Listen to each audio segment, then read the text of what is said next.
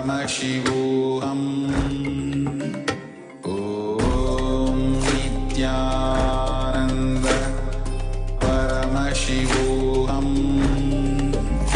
Om Nithyananda Paramashivam. Om Nithyananda Paramashivam. Om Nithyananda Paramashivam. Om Nithyananda Paramashivam. Om Nithyananda Paramashivam. Om Nithyananda Paramashivam. Om Nithyananda Paramashivam. Om Nithyananda Paramashivam. Om Nithyananda Paramashivam. Om Nithyananda Paramashivam. Om Nithyananda Paramashivam. Om Nithyananda Paramashivam. Om Nithyananda Paramashivam. Om Nithyananda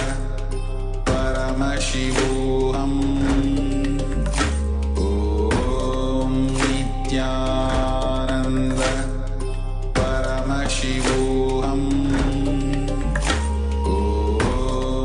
Nithyananda Paramashivam. Om Nithyananda Paramashivam.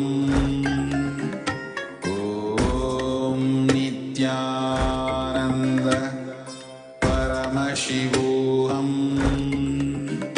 Om Nithyananda Paramashivam. Om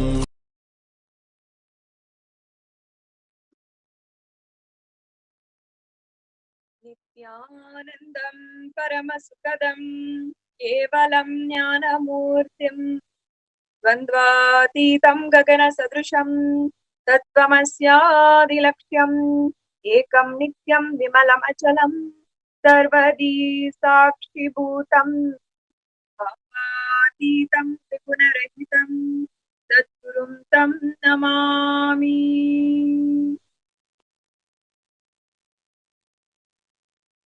Nithyanandam, I offer my humble pranam obeisance to the divine lotus feet of the Supreme Pontiff, His Divine Holiness, Nithyananda Paramashivam. I welcome all of the viewers gathered today on all the social media platforms, Instagram, YouTube, Facebook, and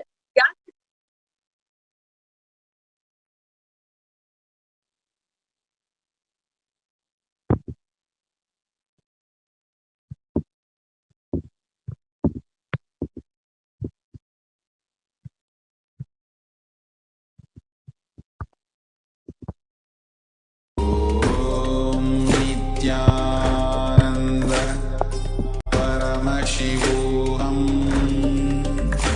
Om Nithyananda Paramashivam. Om Nithyananda Paramashivam. Om Nithyananda Paramashivam.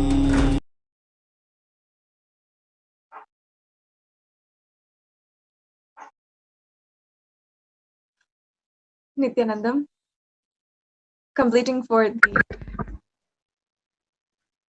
audio glitch. I welcome all of the viewers gathered on this auspicious morning across the world in so many different Satsang centers, Paduka mandirs, Nithyananda Hindu temples all over the world, established by the Supreme Pontiff, His Divine Holiness, and serving where continuously we reach out and serve the humanity with the ultimate truth of Sanatana Hindu Dharma.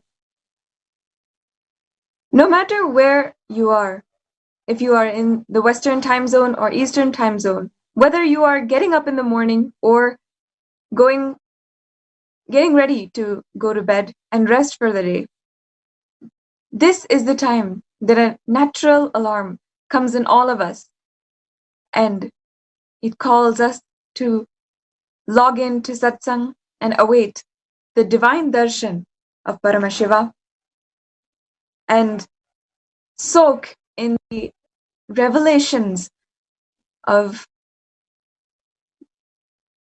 Paramashiva from Sri Kailasa. This is the time when so many millions of people across the world log in and are able to excitedly watch the greatest happening on planet Earth. And for so many, it is such a auspicious, celebratory time. Just being able to have the darshan of His Divine Holiness as the embodiment of Paramashiva himself, enjoy him and literally soak in his words and what he is teaching for the day. For so many, this part of the day is such a vital part of their lives, changing how we live every single day. I encourage all of the viewers, whoever is watching, to share and spread the message of Kailasa. Take 2 minutes now, share this on social media platforms with your friends, family, whom you care about, whom you think should understand higher spiritual truths and ultimately understand their true potential of being in oneness with Paramashiva. Let us just hear the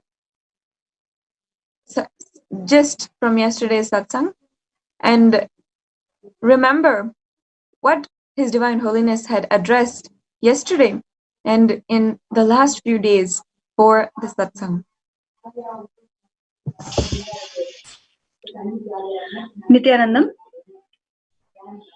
yesterday on the occasion of fifth day of Chittirai Brahmotsavam, the Supreme Pontiff of the only Hindu nation, Sri Kailasa, His Divine Holiness, Sri Nithyananda Paramashivam, has blessed all of us to manifest Paramashiva's Shakti, Paramashiva's powers. As well, yesterday is the day of coronation. Swamiji had coronated as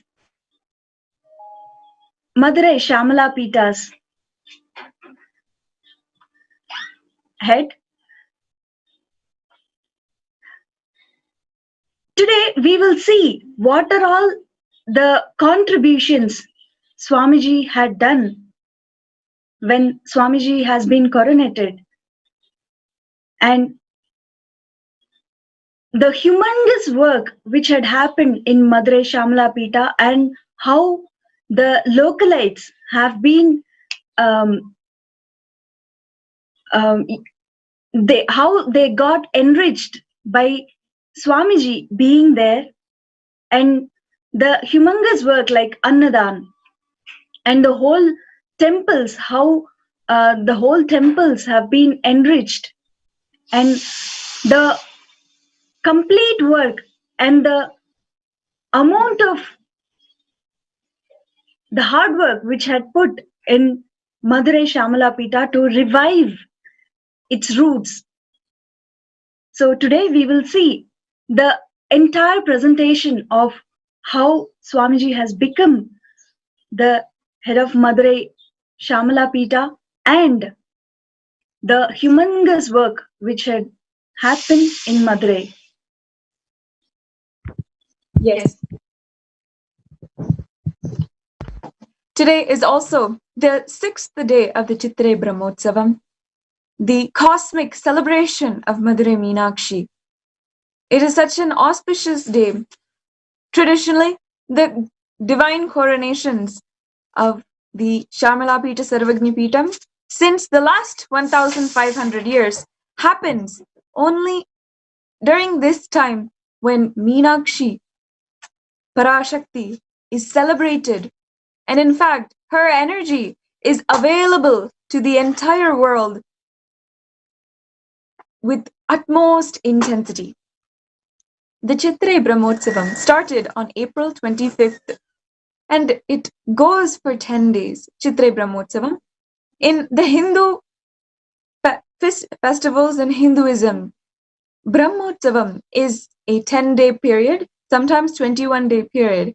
It is a period in which that God's energy will be extremely available to planet Earth. It is so significant in the history of our Puranas and the history of Hinduism, as His Divine Holiness has explained so many times. It is not a mythology, it is a history. The entire happening of Madurai Meenakshi and the Digvijayam, which she did, conquering of all the 8 directions, the Meenakshi Tirukalyanam, which happened, every single thing happened around this time. And she, at this time, happened on planet Earth, had attained the mukti by when she saw the first time.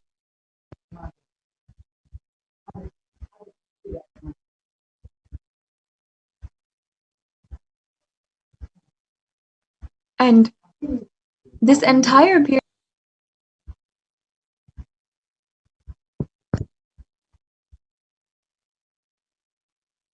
completing with all the viewers for the technical audio issues. It is during this time that we celebrate the happening of Madurai Meenakshi Parashakti. In a few days, the Digvijayam will be celebrated in temples across India, in Hindu temples all over the world. We showcase the Hindu history, what has happened, and we revel and worship, revere the divine force which had done this Leela and had ultimately executed the Leela in order to teach us all, in order to become more available for all of us, and for all of us to also experience that same oneness which they exemplified, which they were paragons for.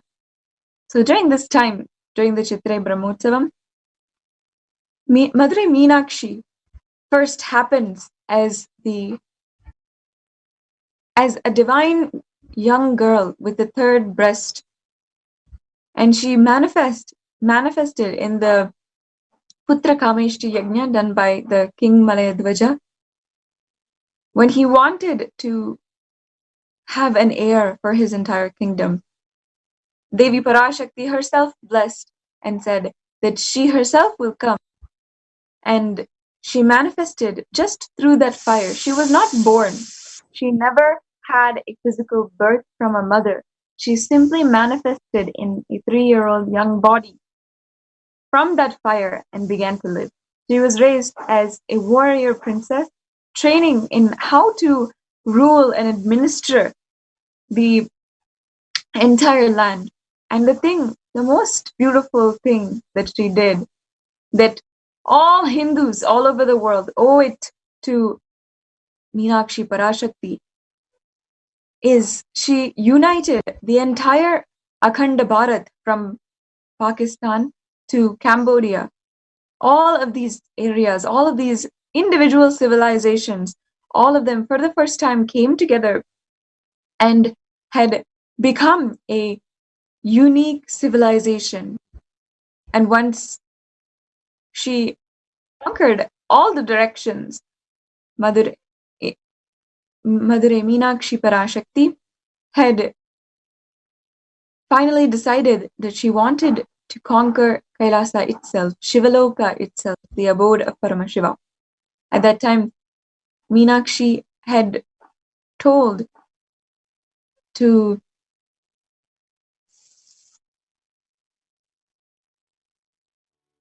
Meenakshi had then defeated all of the Shivas and then defeated the vehicle of Paramashiva itself. And finally, just as she was about to approach Paramashiva, she had the divine darshan of him, saw him first time, and that exact moment,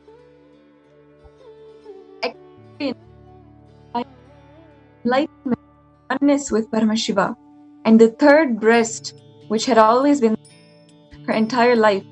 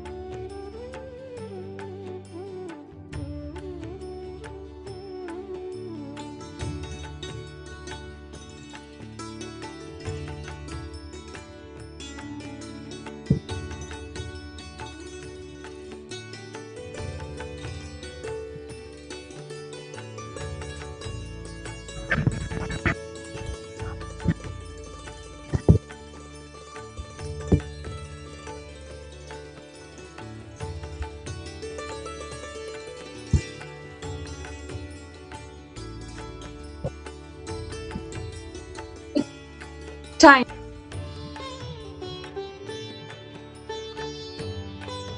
Of the entire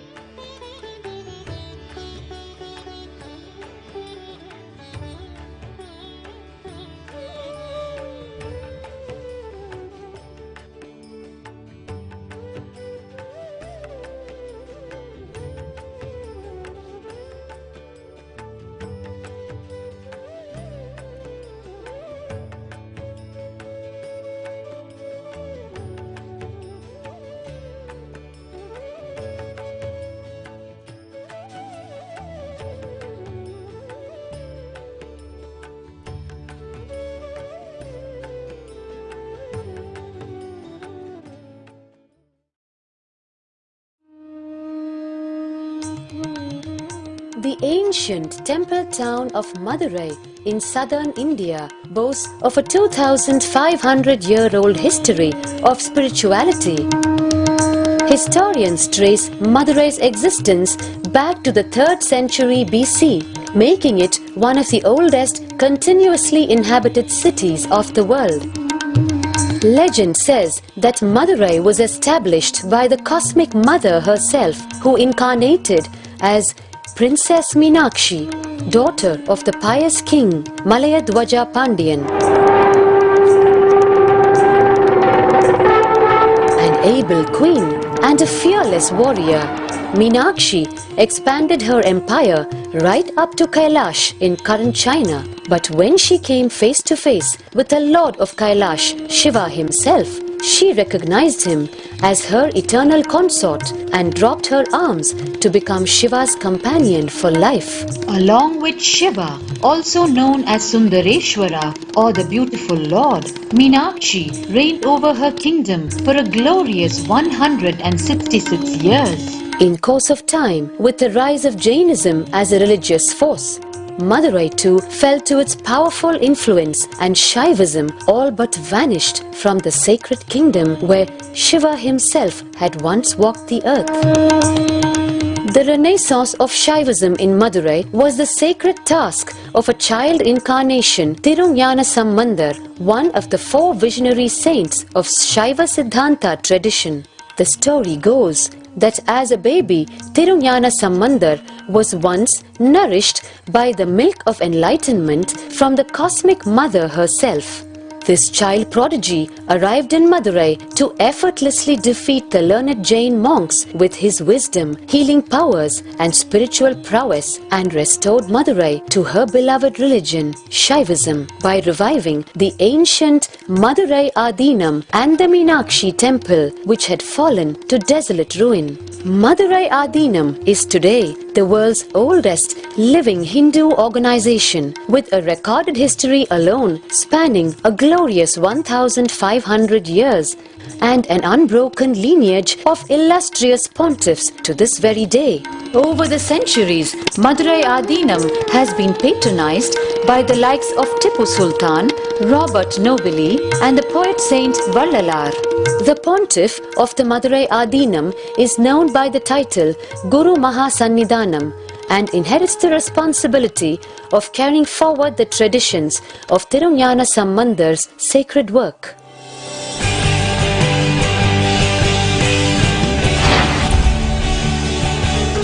On 27th April 2012, a new era began in the history of Madurai Adinam. The 292nd Pontiff, Srila Shri Arunagirinatha Jnana Sambandha Desika Paramacharya Swamigal, guided by intuition and inducement by Lord Shiva, coronated a charismatic young saint as the 293rd Pontiff of the Madurai Adinam. An accomplished yogi, a pragmatic social visionary, and an adept in mystical sciences. His Holiness Paramahamsa is revered as a divine incarnation by millions worldwide. Within weeks of his ascent to the sacred throne, he brought about sweeping changes to the Adinam, including the renovation of the ancient monastery, Annadan, free food for thousands every day, free medical camps, yoga classes, scriptural study, spiritual healing and meditation programs. The traditional Adinam now has a website, and thousands participate in the morning worship and spiritual talks via live streaming and two-way video conferencing. Vast properties belonging to the Adinam are being reclaimed from illegal encroachment. Its numerous temples are being restored to sanctity, and the neighboring villages are being adopted, with basic amenities, education and medical care being provided for all. His Holiness dreams of an authentic Vedic renaissance for which India has already waited too long. Here, I take the commitment of making Madurai Adinam as an international religious organization.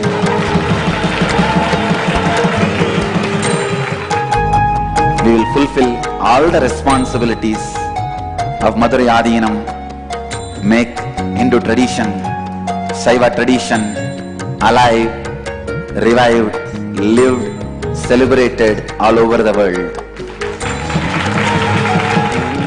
With a brand new pontiff at its helm, Madurai Adinam promises to be more than just another traditional monastery. As a whole generation turns to spirituality for answers, the changes at Madurai Adinam mirror the changing role of spiritual organizations today as power centers and guiding forces, forging the enlightened government of the new world.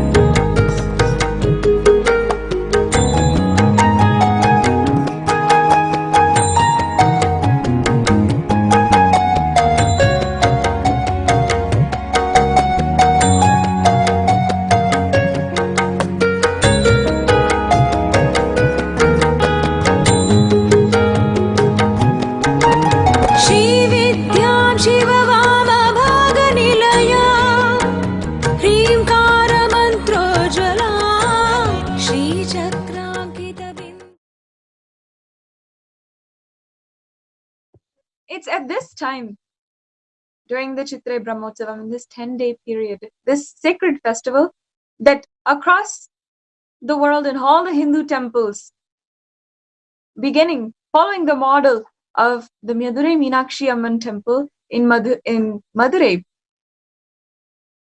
so many temples are worshipping Meenakshi every day. In fact, during the Satsang, His Divine Holiness first offers his reverence and worship to the Madurai Meenakshi deity, offered the Alankaram, and we first offered the puja to Madurai Meenakshi, that the deity which is there in the Nithyanandeshwara Paramashiva Devalaya and continuously being worshipped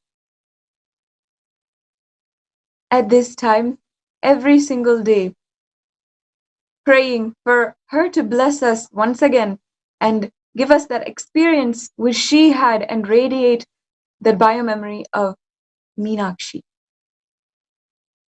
Many people actually do not know a very unique aspect of His Divine Holiness, which has a fundamental role in who He is, and His whole mission is a intricate planning that Paramashiva has done before making His advent on planet Earth. His Divine Holiness is actually the reincarnation of Meenakshi. Now, many people who don't understand Hinduism, who question Hinduism, may not understand what is reincarnation and how can someone claim to be a reincarnation. We must first understand that the reincarnation theory, the one birth theory, the theory that we all live one birth with only one life, with only one birth and death, is a superstition. It is a completely immature understanding. A soul goes through many births, and His Divine Holiness has explained that upon liberation of that soul of all of its karma, of its desires, and upon the ultimate enlightenment of that soul, after that experience, that consciousness can decide what biomemory to express. Now let us understand first, what is biomemory? All of us have biomemory. All of us have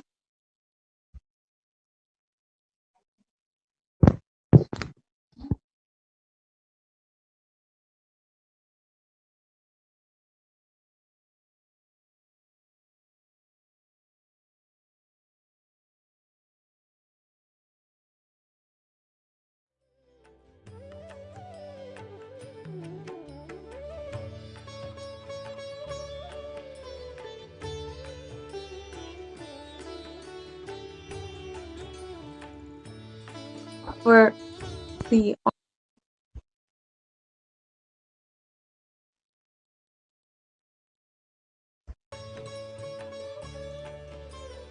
Meenakshi had a significant quality that her administration was so effective. Understand, for the first time, the enlightened civilization had at a new scale, grander scale, been all conducted when it had moved over in civilization at that time. A Hindu nation was in all of its glory under Meenakshi. This Meenakshi is that by it is the energy, the very energy of Meenakshi. That is what has brought with in this advent of Paramashiva.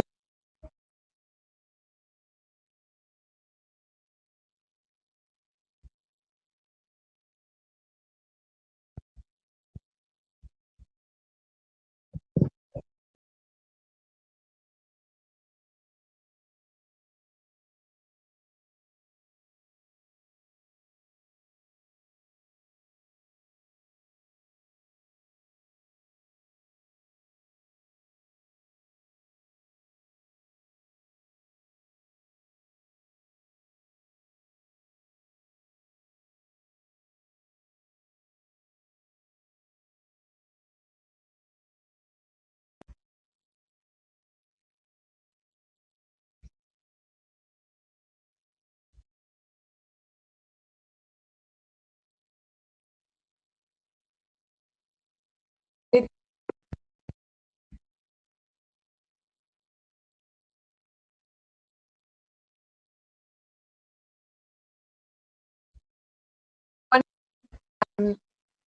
since all the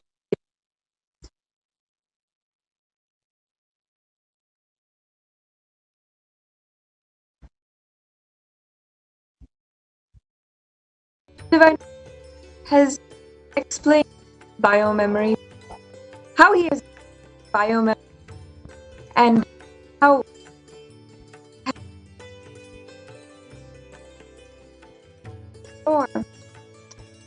he had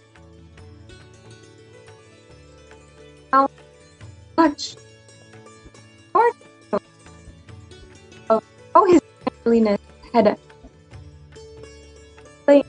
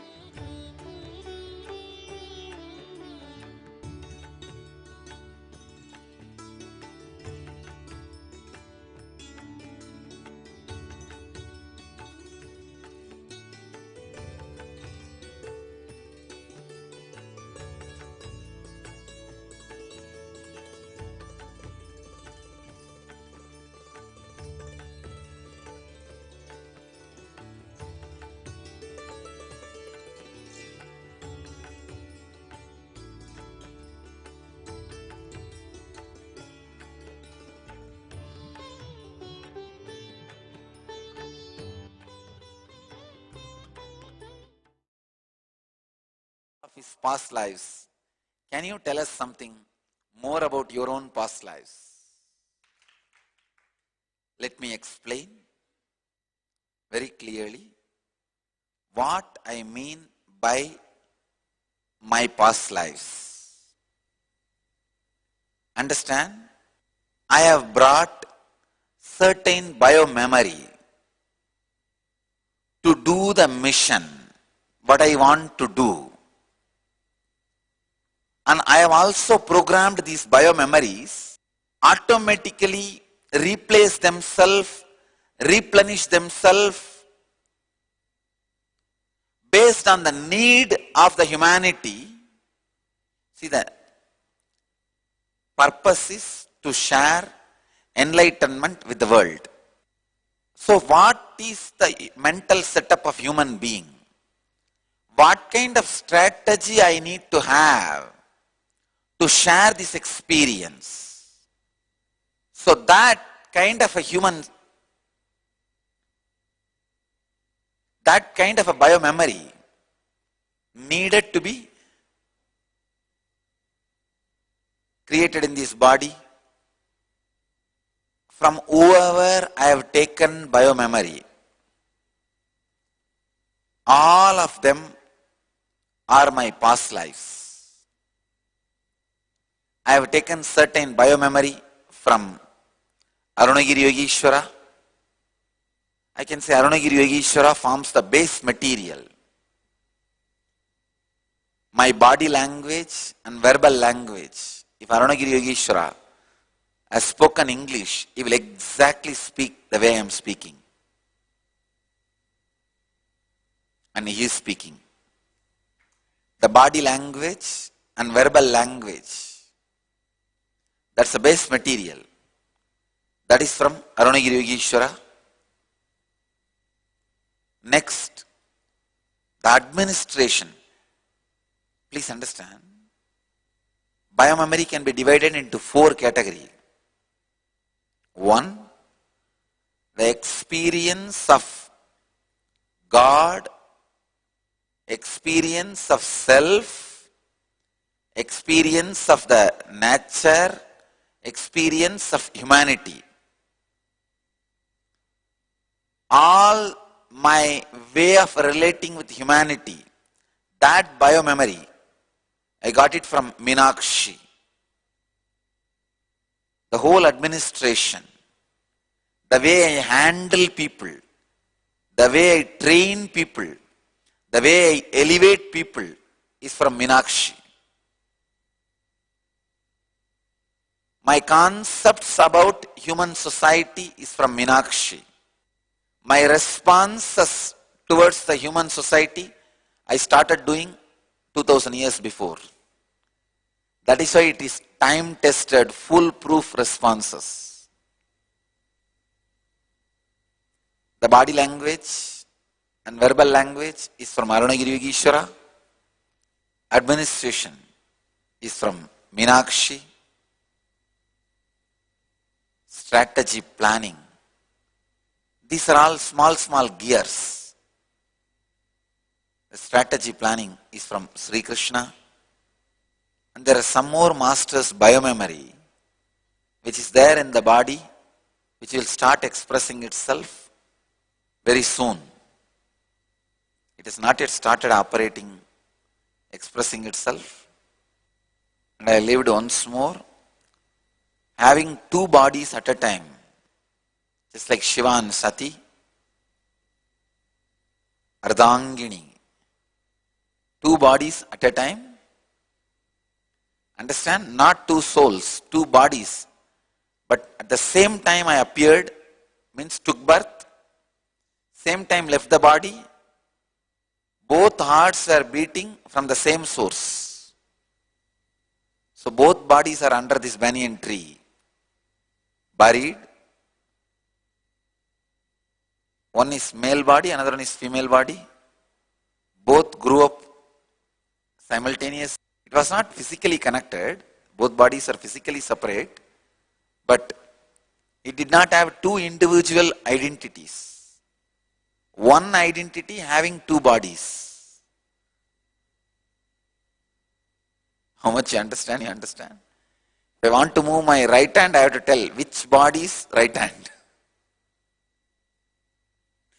Means both bodies were operated from one brain. And I can switch to any brain. I can either switch to female body's brain and operate male body also, and male body's brain operate female body also. And I can eat in one body and the other body will be satisfied. I can just drink water in one body, the other body will have the effect of the water. I know it is getting too much, but I have decided I am going to answer this question. During the Meenakshi's body, it was 8.5 feet tall. Average human height itself was 8 feet. At the time, it was one of the earliest human settlement in the southern part of India. I'll speak. Now I know I'm not able to speak, but I'll continue to speak. Maybe the next satsangs on this, my past lives, because I have decided I'm going to write my biography, 4 bodies, all 4 bodies. Autobiography of an avatar in 4 bodies. I'm going to describe Arunagiri Yogeshwara body, Meenakshi body, and the 2 bodies which I had at a time, which is there under the banyan tree, and this body. Once in female body, once in male body, once in having both bodies, once this time both in one body. So at least for the sake of autobiography, I have to describe. I will describe. I end today's satsang with this. I bless you all who are sitting with us around the world at this moment. 1086 places through NTV, 16 places two-way Nayanadiksha, in 282 cities in 33 countries. Let you all achieve, experience, live, express, radiate and share and explode in eternal bliss. Nithyananda. Thank you.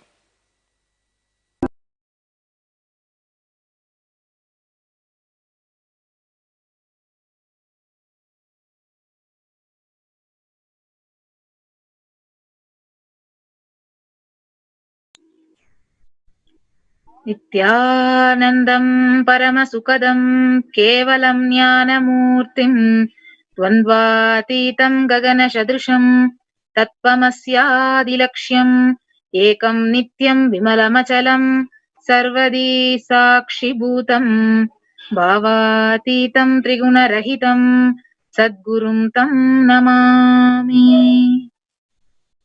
Nithyanandam, everyone.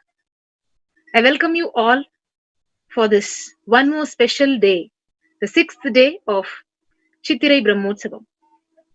So, as we are learning more about Devi Parashakti herself, who came as Meenakshi and ruled the entire kingdom of Madurai, the whole civilization, who unified the civilization and glorified the civilization, I would also like to tell more about the significance of the Chittirai Brahmotsavam, which we are celebrating. So it is Devi Meenakshi, an avatar of goddess Parvati, the consort of who incarnated in the human body at least few centuries ago.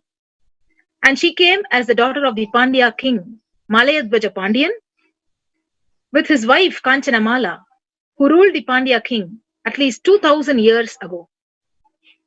So earlier, in the past life of Meenakshi's mother, Kanchanamala, she had got a boon from goddess Parvati to mother Meenakshi herself.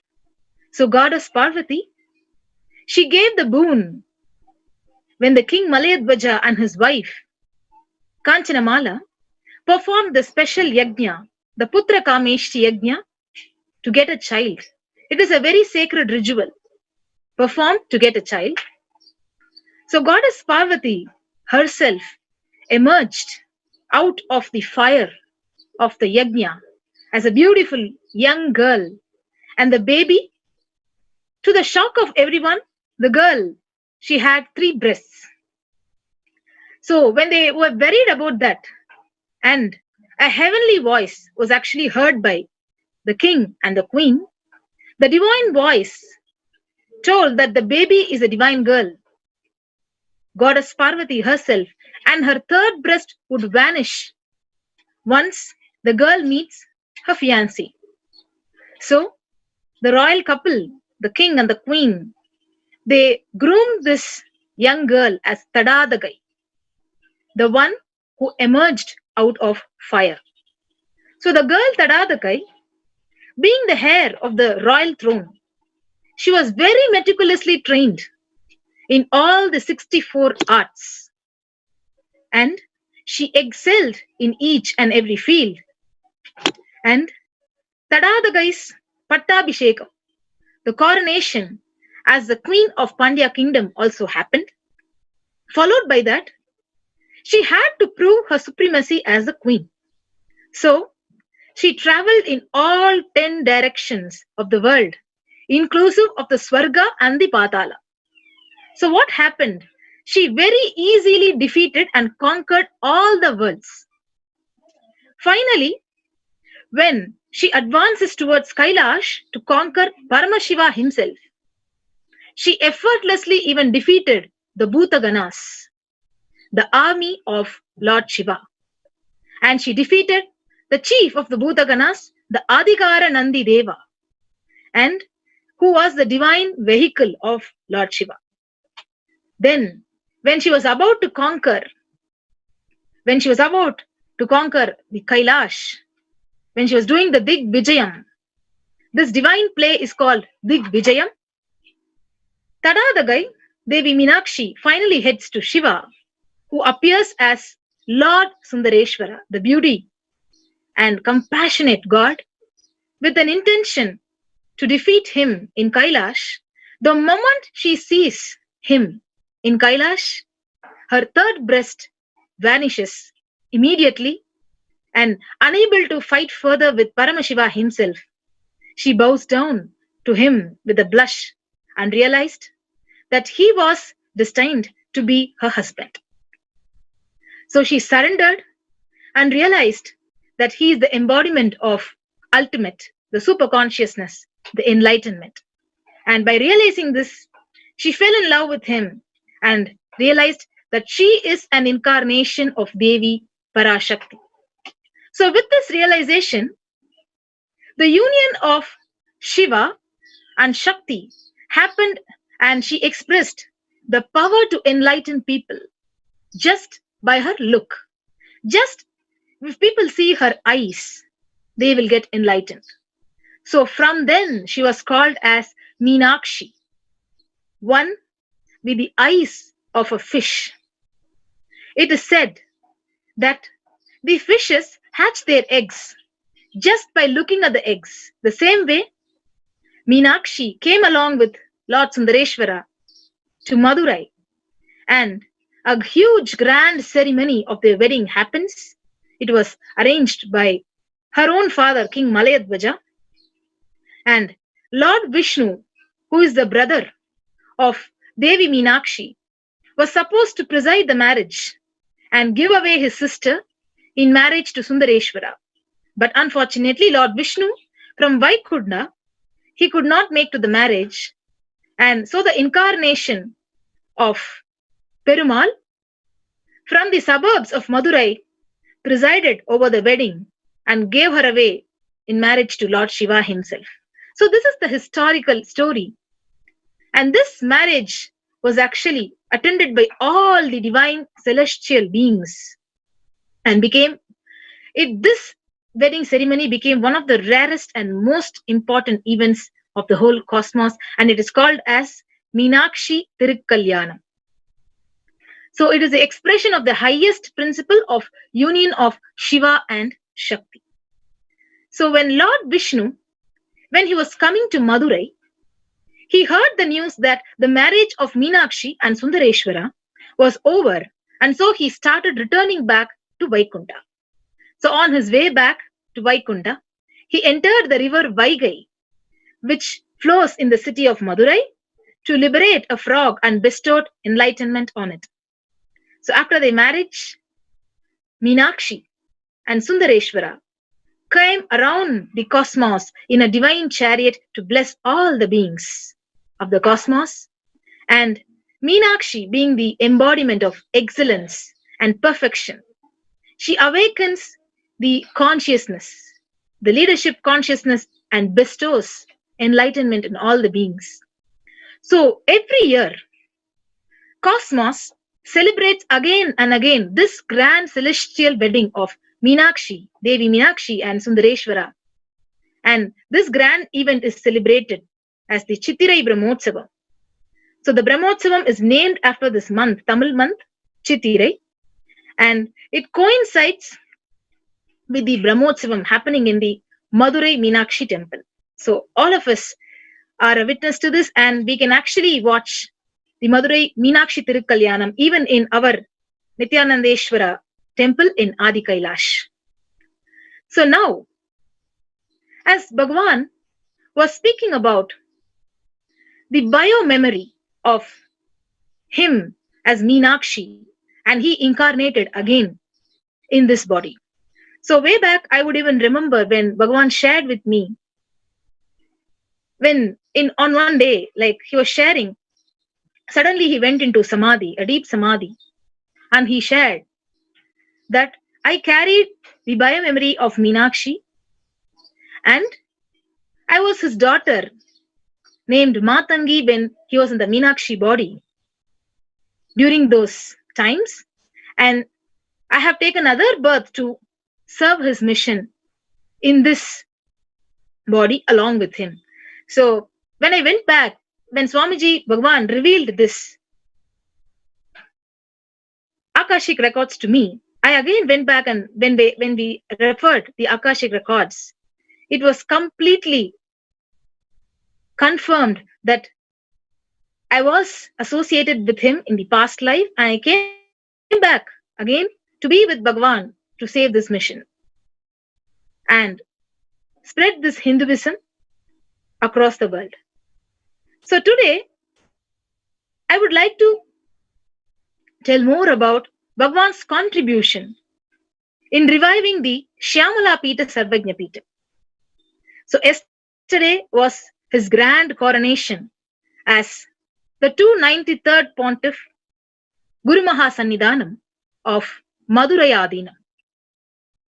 So as the Pontiff of Madurai Adinam, Bhagavan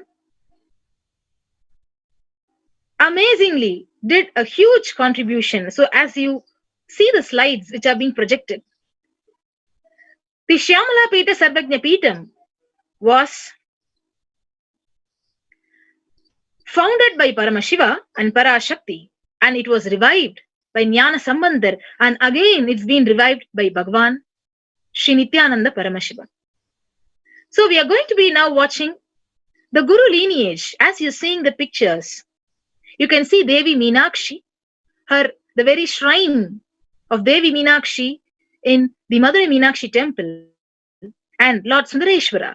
Both of them founded the Shyamala Pita Sarvajna Pitam, and it was revived by Tirujnana Sambandar. And we can see the Guru lineage, how Bhagavan gives ultimate respect and honors and reveres the Gurus.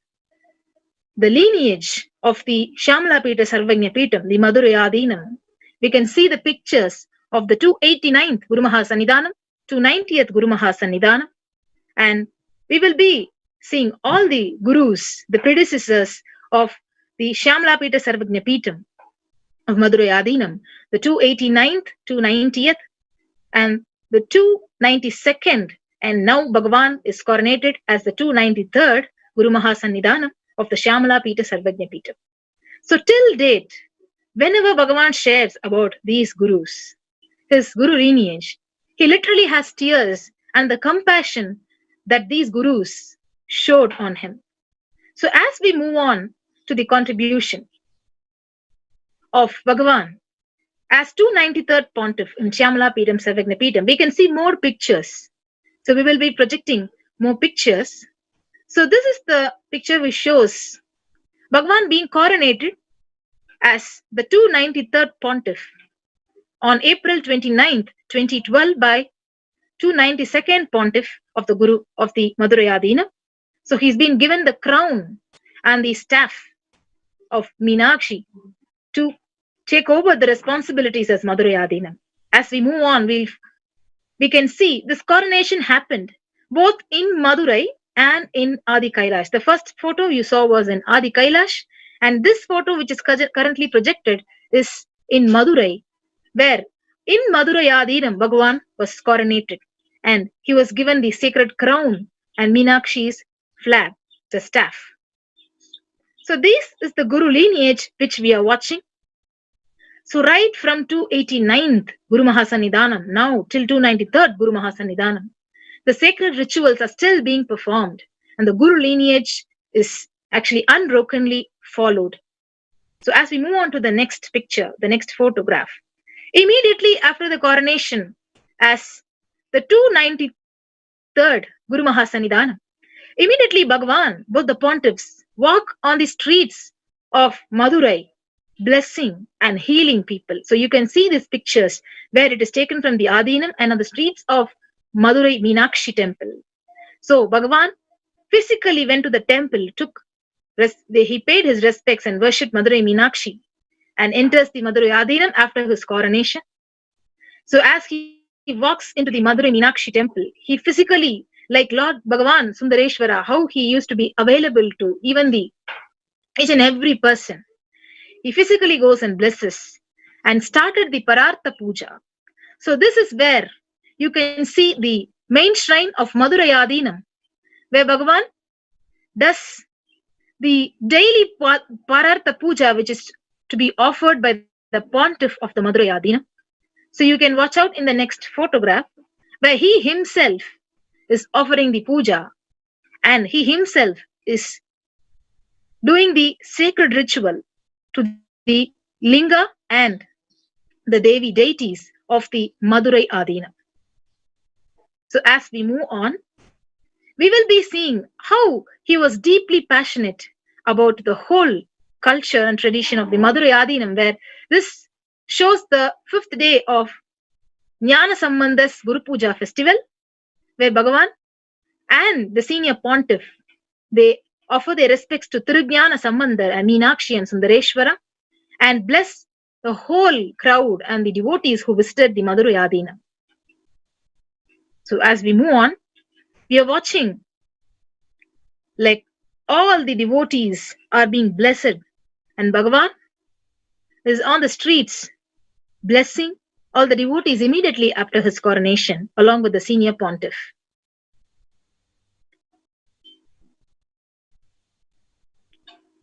So we have a lot of amazing videos where Bhagavan has physically visited the 4 temples of Madurai Adinam, the Kachanam, the Pannaga Parameshwara temple and the Alagar temple. So he has visited all these temples physically and he has inspired his volunteers and devotees and disciples to renovate all the temples associated with Madurai Adinam right after his coronation. So you can see all these pictures where he himself got down to physically clean all these temples and the Madurai Adinam Mutt itself. So we will be watching a short clip where Bhagavan visited the temple with the senior pontiff and inspiring the devotees and disciples to renovate the whole campus, the whole temple,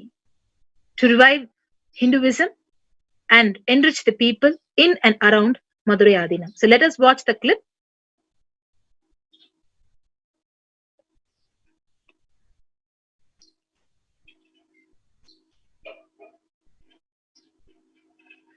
So as we are going to be watching the video, we are also going to learn so much of hard work with intense passion and compassion. How Bhagavan was so working, so on the down to earth work was done by Bhagavan, and literally every day 2,000 to 5,000 people were served free food, and as a result, even the crime rate in the local Madurai Adinam was completely drastically reduced. So all these contributions we will be watching as a short clip as how Bhagavan did his services in terms of Annadan, in terms of healing each and every person who visited the Adinam. So during the days when Bhagavan, after his coronation, when he was in the Madurai Adinam, each and every day he used to give the Nithyananda Satsang, enriching the world and giving the highest powerful cognitions and truths, and blessing each and every devotee who visited the Adinam in Sarva Darshan.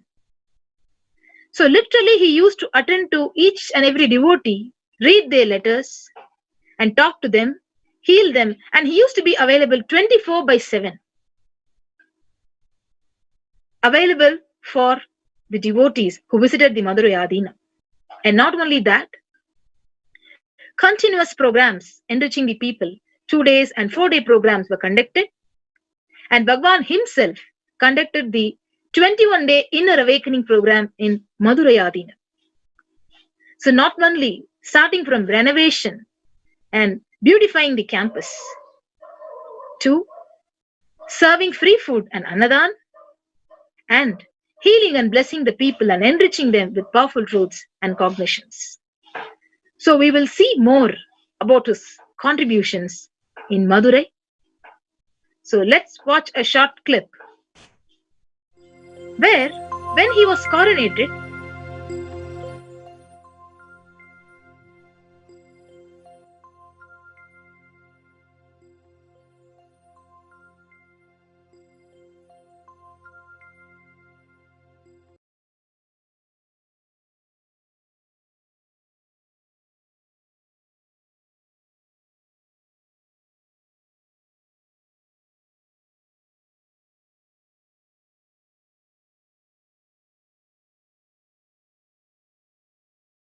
yes.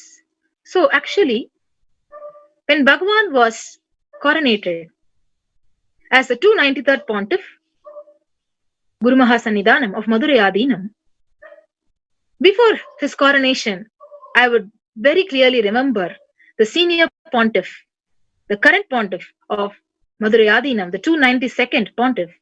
He had told that Paramashiva himself and Devi Meenakshi himself came in his dream and told that Bhagavan Sri Nithyananda Paramashivam is going to be his successor and reviver of the Shyamala Pita Sarvajna Pita. So he very clearly told that Paramashiva had instructed him in the dream itself to appoint and coronate Bhagavan Sri Nithyananda Paramashivam as his successor. So let us now watch the video clip where he himself says that.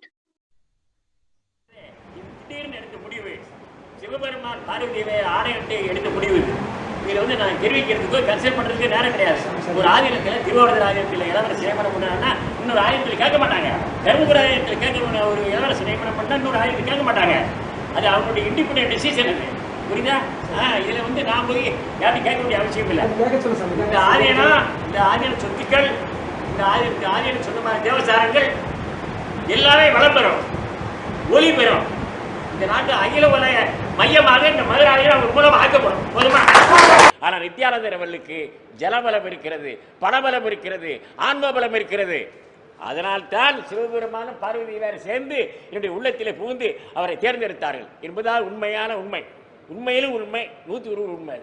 பீடாதிபதி யார் வர வேண்டும் என்பதை தீர்மானிக்கிற பொறுப்பு எல்லா வல்ல சிவபெருமானிடத்தில் இருக்கிறது. இது absolutely it is in the hands of the almighty lord Shiva. The highest post of Guru Mahasannidhanam comes from பூர்வ புண்ணியா. இந்த பதவியானது யாரால் வருகிறது என்று சொன்னால் இல்லாமல் இறைவன் தேர்ந்தெடுத்து நியமிக்கின்ற ஒரு பெரிய பதவி. எனவே இது எப்படி இந்த ஆதீனகத்திற்கு இப்ப நாங்கள் அவர்களை நியமனம் செய்திருக்கிறோம் என்று சொன்னால் அந்த உந்துதல் யாரால் ஏற்பட்டது என்றால் எல்லாம் வல்ல இறைவனால் ஏற்பட்ட உந்துதல். That is inducement from the lord Shiva. நித்யானந்தர் அவர்களை நாங்கள் பட்டம் கட்டியிருக்கிறோம் என்று சொன்னால் ஆழ்ந்து ஆராய்ந்து எல்லாம் வல்ல இறைவனுடைய பேரருளால் இவர்தான் உனக்கு தகுதியானவர், இவரால் தான் உன்னுடைய ஆதீனம் முன்னேறும், இறைவன் எங்களுக்கு உணர்த்தி அவர்களை பட்டச்சூட்டி இருக்கிறார் என்று சொன்னால் இதை மற்றவர் அனைவரும் பல பேர் வாழ்த்துகிறார்கள், பல பேர் வரவேற்றிருக்கிறார்கள். பெரிய பெரிய ஆளு, பெரிய பெரிய மேதைகள், பெரிய பெரிய கோடீஸ்வரர்கள் எல்லாம் தொலைபேசி வாயிலாக கடிதங்கள் வாயிலாக மகாசன்னிதானம் நீங்கள் எடுத்த முடிவிலே மாற்றமே இல்லை, சிறந்த முடிவு. அவருக்கு 1,20,00,000 பேர் இந்த உலகத்தில் சீடர்கள் இருக்கிறாங்க. ஏற்கனவே ஒரு தியானப்படம் அமைத்து இதாவது 1500 ஆண்டுகள் ஆச்சு. ஆனால் 10 ஆண்டுகளுக்குள்ளேயே ஒரு தியானப்படத்தை பெங்களூரில் அமைச்சு பல கோடி மதிப்புள்ள கட்டடங்களை கட்டி 150 நாடுகளை சென்டர்ஸ் அமைச்சு அங்கெல்லாம் சீடர்களை உருவாக்கி யார் செய்ய முடியும்? 500 நூல்கள் எழுதியிருக்கிறார், 500 நூல்கள் எழுதியிருக்கிறார். ஆங்கிலத்தில் தமிழ் எழுதியிருக்கிறார். வெள்ளைக்காரர்கள், வெளிநாட்டுக்காரர்கள் அத்தனை பேர் இங்கே வந்திருக்கிறாங்க. அப்படியே எப்படி போகுது? இங்கே இருந்து விக்கிரகங்களெல்லாம் வெளிநாட்டுக்கு அமெரிக்கா, இங்கிலாந்து, மலேசியா, சிங்கப்பூர், பல நாடுகளுக்கு, லாஸ் ஏஞ்சல்ஸ் போயிட்டே இருக்குது. விக்கிரகங்களா போகுது, மெட்டல்ஸ் போகுது, கல் விக்கிரகங்கள் போகுது. யாரும் இதுவரைக்கும் எத்தனையோ குருக்கள் எல்லாம் இங்கே நாட்டில் இருந்திருக்கிறாங்க. ஆனால் யாரும் வெளிநாட்டில் போய் கோயில் அமைக்கவே இல்லை நித்யானந்தரை தவிர. திருஞான சம்பந்த பெருமான், a greatest healer in this world is Saint Tirunjana Sambandha. Likewise, our Nithyananda is also greatest healer.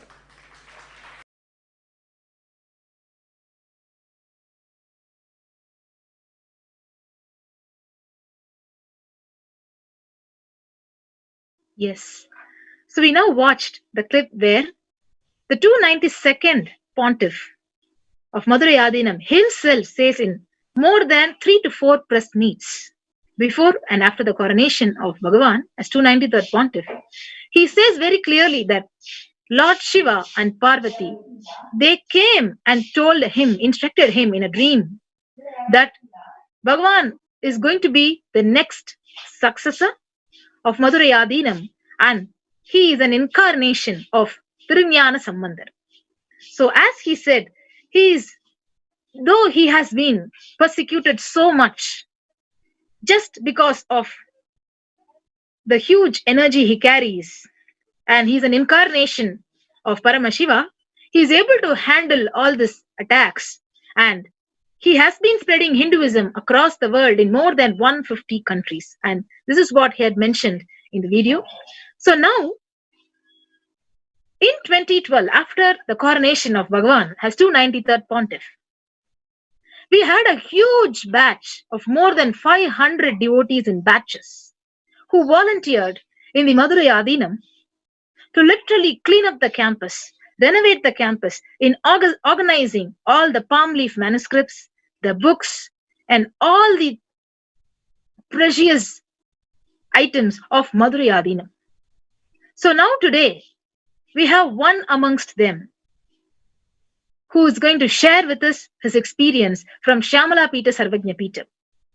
How it was to see an experience when Bhagavan himself was physically working, doing the Karaseva in the Madurai Adinam Mutt, and how the devotees and volunteers were inspired to do the Seva and enrich people who reached and visited Madurai Adinam. So now I invite Sri Nithya Pranananda Swami and our beloved devotee Dr. Rajapandian Ayya to lead on and share their experiences of Bhagavan himself doing the services and sevas and inspiring them in Shyamala Pita Sarvanya Pita.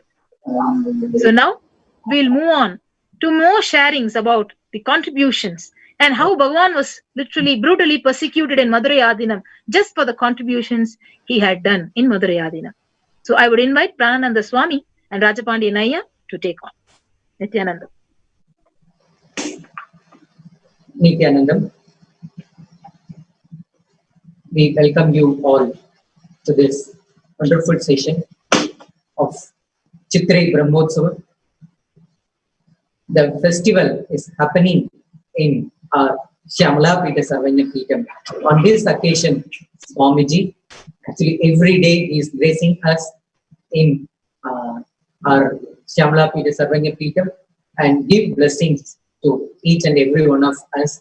And thus, every day we are all actually blessed to have this blessing during this Chitre Brahmotsava. On this very day, actually 8 years before, Swamiji has been coronated as 293rd Guru Mahasannidhanam on 2012, that is April 29th. During that time, we all, actually the sannyasis and disciples were there along with Bhagavan Sri Nithyananda Paramashivam, and there are n number of volunteers were there on that occasion to be with Bhagavan, to contribute more and more in Madurai Adinam. Among that, one of our volunteer and ordained devotee of Swamiji is our Rajapandi Ayya, Nithyanandam. Ayya, he is an Ayurvedic doctor by profession, and he contributed a lot to our Swamiji and our Sangha by being as a volunteer at Madurai Adinam. I request you to share your experience on those days, actually how we were with Bhagavan Sri Nithyananda Paramashiva and done a beautiful contribution in our Madurai. Please share your experience. So just it's days gone, just 8 years before Swamiji came, because I'm very close to Madurai. My place name called Revered. So it's very near to Madurai. Always, so very close. So every day I used to come to Madurai Adinam, and I was doing my volunteer work. So Swamiji is called internationally, come and do the services. Immediately, all over the world, the people are came and we washed out. We are completely cleaned the Madurai Adinam and given painting and decorating and all the things. After that, Swamiji simply told to give Yanapal, how the yes, as you said, actually Swamiji first mission actually he gave to renovate our Madurai Adinam temple. He himself came and then started all the cleaning activities in our Madurai Adinam, and started from cleaning each and every place and also painting those places to have a Kumbhabhishekam in our Madurai Adinam temple. So he inspired a lot. All our devotees were gathered there, and among all of us, actually you all witnessed that Swamiji also personally involved in the cleaning activities. And we enjoyed so much Swamiji. And just because each and everything we are seeing as the whole Madurai Adinam we see as a body embodiment of Paramashiva and Meenakshi. Yes, we are there and cleaning all the things, and Swamiji is with us. And we after all the cleaning, the Swamiji started one by one things. He started the Jnana part. How the Trilyana Sambandhari is got milk from as you said, there are many number of contributions actually done. Now, I would like to share the video clips also. Bhagavan himself actually contributed, and he on the ground, he went on cleaning activities in all the 4 branch temples of Madurai Adinam.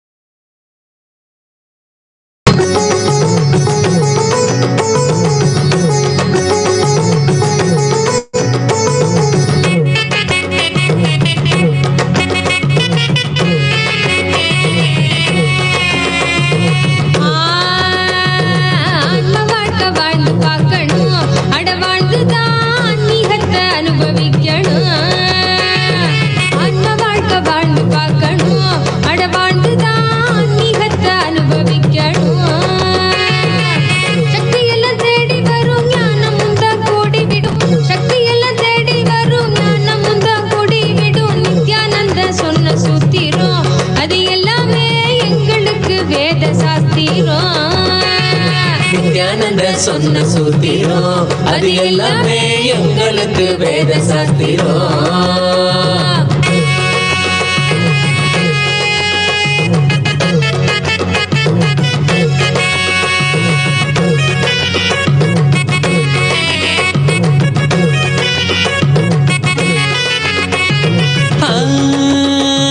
பக்தியுடன் பாடிடும் பிரார்த்தனையும் சோஸ்திரம் நித்யனவன் காலடியில் கொண்டு நம்ம சேர்த்திடும். பக்தியுடன் பாடிடும் பிரார்த்தனையும் சோத்திரம் நித்யனவன் காலடியில் கொண்டு நம்ம சேர்த்திடும். செய்யும் அந்த தியானம் அது சித்தம் தெளிவாக்கிடும். சித்தம் தெளிவாக அது தெய்வீகத்தை கூட்டிடும். செய்யும் அந்த தியானம் அது சித்தம் தெளிவாக்கிடும். சித்தம் தெளிவாக அது தெய்வீகத்தை கூட்டிடும். சக்தி எல்லாம் தேடி வரும் ஞானமும் தான் கூடிவிடும். சக்தி எல்லாம் தேடி வரும் ஞானமும் தான் கூடிவிடும். நித்யானந்தன் சொன்ன சூத்திரம் அது எல்லாமே எங்களுக்கு வேத சாஸ்திரம். நித்யானந்த சொன்ன சூத்திரம் அது எல்லாமே எங்களுக்கு வேத சாஸ்திரம்.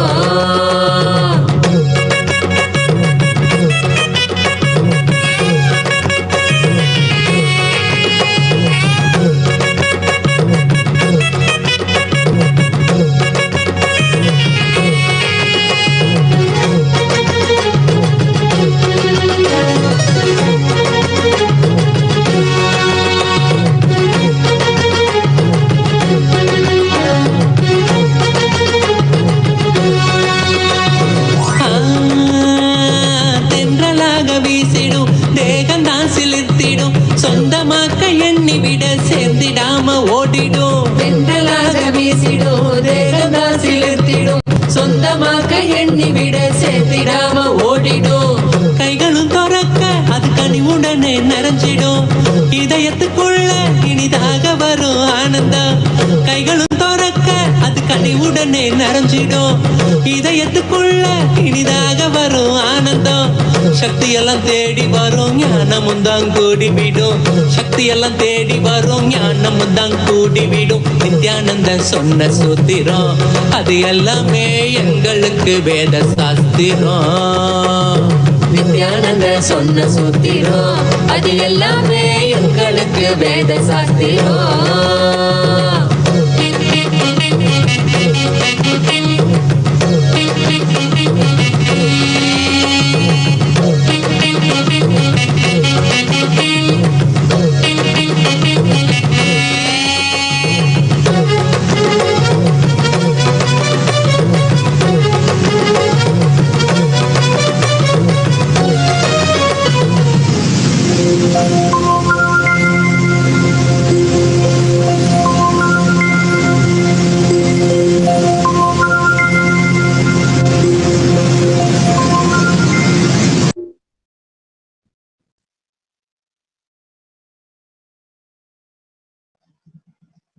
Nithyananda. Yes, you were talking about the contribution, what are all the things Swamiji contributed in our Madurai Adinam along with our team of volunteers and our devotees.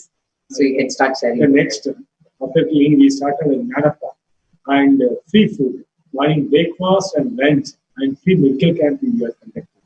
And it was a small area in that Madurai Adinam. Swami simply told, just we start and with all the equipments, we simply started, and within a day, it's 5,000 to 6,000 people, morning breakfast and the lunch. They came and we provided, and around the Madurai people, they came and they enjoyed. And afterwards, the Swamiji's organized the medical camp, free medical camp, every Saturday and Sundays.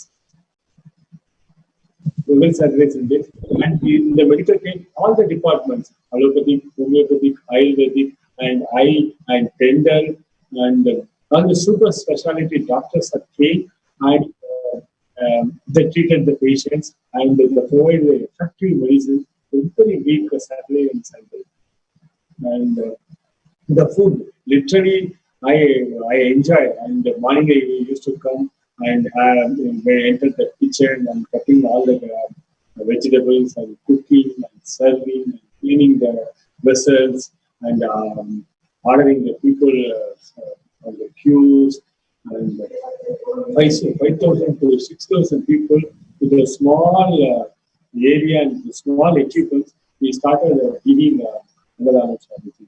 And even there is one, remember, there is like how we are in the modern Coca-Cola, like the stand is there, that we fill that milk, and every people will come and drink that Jnana. It was a great traditions. Madhuri Adinam followed, and again the Swamis re-established. Then, and after that, every day morning, the Swamiji gives darshan and healing and life satsang. And one day, and every day before satsang, we along going with the Swamiji to the Nithyananda temple with a group of sannyasis and devotees. The Swamiji we used to go to the temple and the darshan of Vinayaka and Sundareswara. After coming, and we will do all the services. Swamiji used to do the satsang and healing and darshan. Swamiji. Yes, Sanya. As you said, every day Swamiji used to come and grace us with delivering satsang every day. There are so many number of individuals actually gathered, and they are all actually individually getting blessings and healing from Swamiji directly. So this we are all actually witness along with our Swamiji. There are a number of people benefited by the contributions of Bhagavan Sri Nithyananda Paramashivam. Contribution which follows, like as you said, started every day Annadan, serving more than 2,000 people in our Madurai Adinam, and every weekend we used to have free medical camp, multi-speciality medical, all the branches, even allopathic, Ayurvedic, homeopathic, and even the specialized doctors came and treated the patient and given the free medicines, and all the lab equipments were came and investigation was done. Yes. So all the devotees, doctors, they gathered at the weekend. More than actually thousands of people received free medicines, and then on during that occasion also they had the free Annadan. So this was continuously happening in our Madurai Adinam, and every day Swamiji morning and evening used to give satsang. Followed with that satsang, actually every day so people will be gathering to get blessings from Swamiji as in the Sarvadarshan, and also they will request for healing from Swamiji, like how in those few thousand years before, Trinyana Sambandar used to give healing, and along with that he used to give vibhuti to cure the people. Like that our Swamiji had done the beautiful contribution, that is giving spiritual healing to each and everyone, and many number of people got healed by the grace of Swamiji. I think one more thing I like to explain, because I'm in this space more than 30 years. Right now it's 30 years. I don't know where is the Madurai Adinam. One thing, because I used to come to temple every weekend and go all over the market. But we really don't know where is the Madurai Adinam. Once the Swamiji is coronated as a Madurai Adinam become the international place Swamiji. And all the activities, Swamiji enter the Madurai Adinam, and just like that, it's like a lotus is blooming, like all the activities, 1,000 activities started. Swamiji is within a week initiated all the activities. Yes. So, and also he took all of us to the 4 branch temples of Madurai Adinam, and then there Swamiji started all the renovation activities in the branch temples. So what is the experience you had in our branch temples? I went Kanjuru temple. I went along with the Swamiji. There I first few devotees went earlier to see the situation in Kanjuru. And after we enter at I think 5 o'clock, 6 o'clock, early morning we enter the Kanjuru to see the situation, because we got there are the anti-Hindu elements and trying to we got the news the anti-Hindu element trying to attack Swamiji and Swamiji deserted. So we enter that area early morning and seeing all the circumstance and the scenario and the environment, and we found it is not good. It's not conductivity, not good environment. But even though Swamiji's came and we started the continued temple cleaning and that.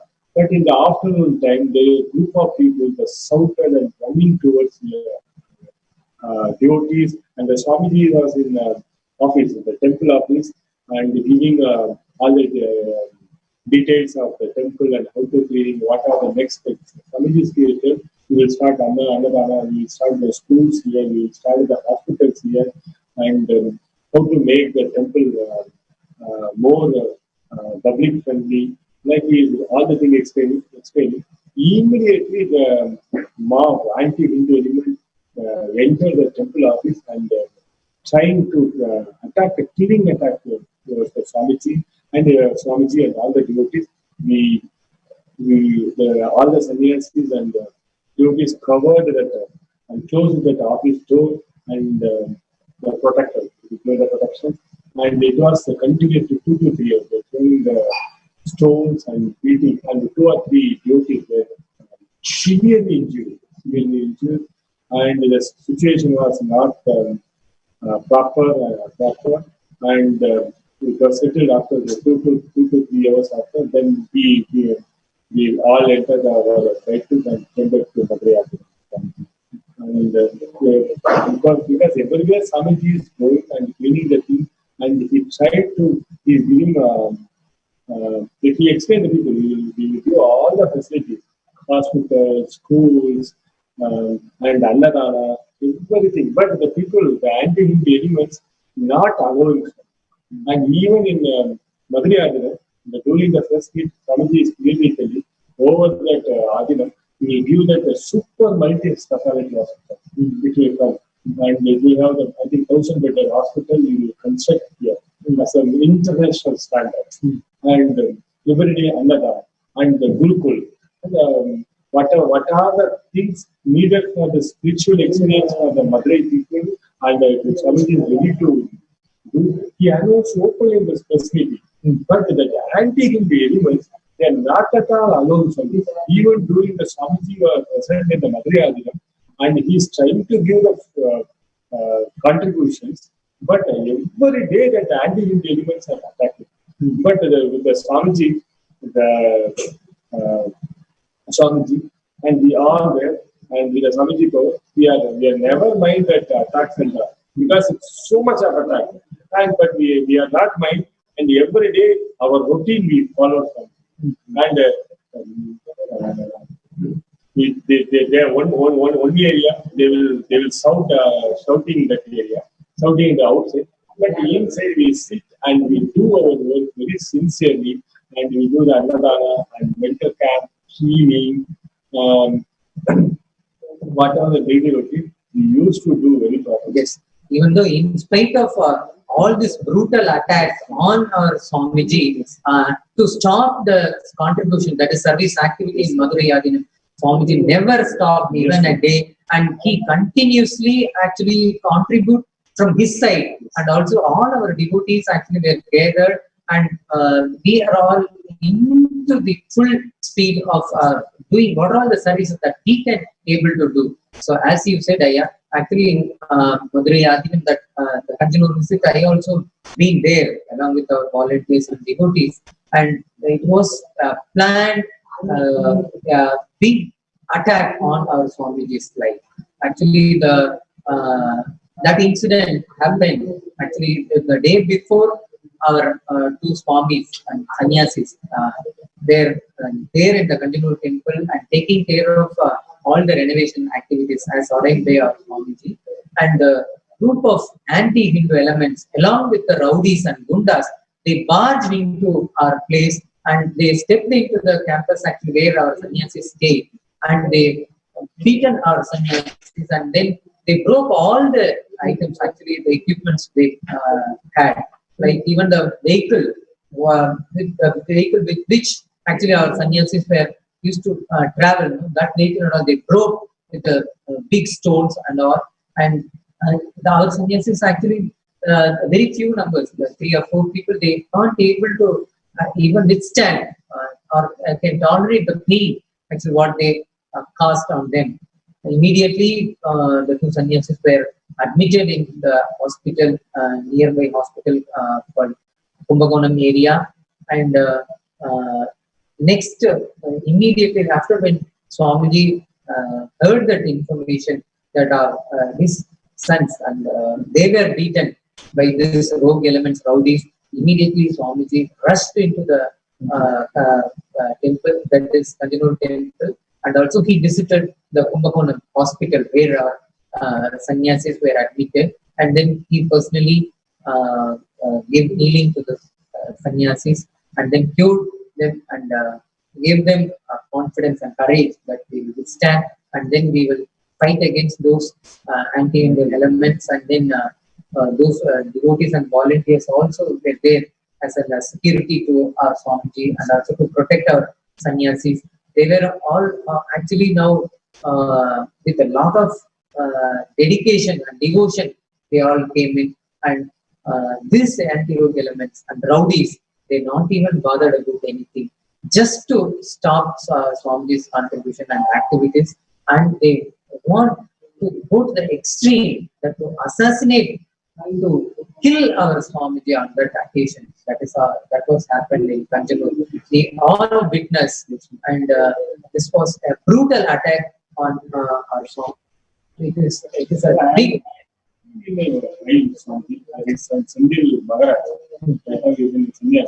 Old man came and Yes. Then we are here on the then we just pull him out. Yes, we are trying to protect them, and then we are not able to do anything actually at that particular time. We are literally helpless. Though actually there are many number of police people were there, but they are not trying to stop actually how the rowdies are attacking on our devotees and volunteers. They are not even stopping that. Simply, they are standing in their own side and witnessing all the events. They are not at all very, not at all came and solve the problem. Yes. They are simply throwing the stone there. These total people, police are standing and laughing. And they are just like they are hand in glove with those anti-Hindu elements and those rowdies, and they are very much planned. They are actually planned to attack on our Swamiji, to actually to kill our Swamiji. That was an biggest attempt. It is Devi Meenakshi and Lord Sundareshwara's grace on that day.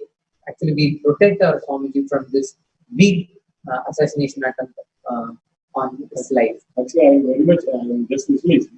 Up to afternoon, the police forces were standing, and there are a group of 100 or 200 anti-Hindu people are standing and shouting continuously. And Swamiji entered the office and doing all the official work.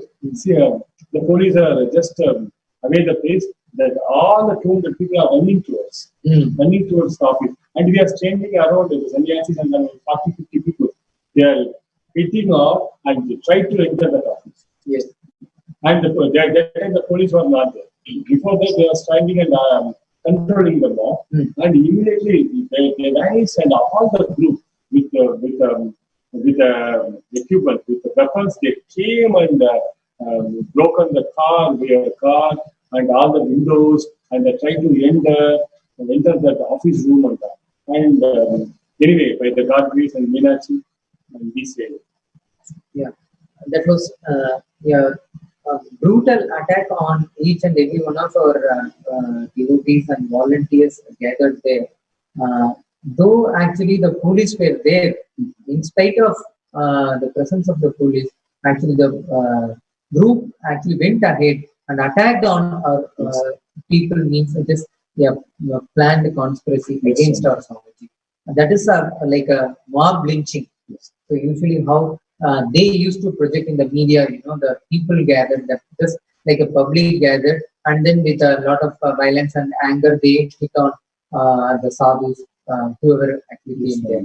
So like how the few days before we all actually witnessed that 2 Mahants of Juna Akada had been killed forcibly during that mob lynching in Maharashtra.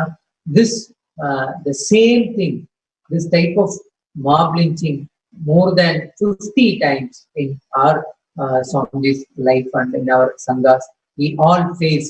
And then now, though actually after this brutal attack, with the blessings of our Swamiji and his courage, actually now brought us again to continue to contribute to the society.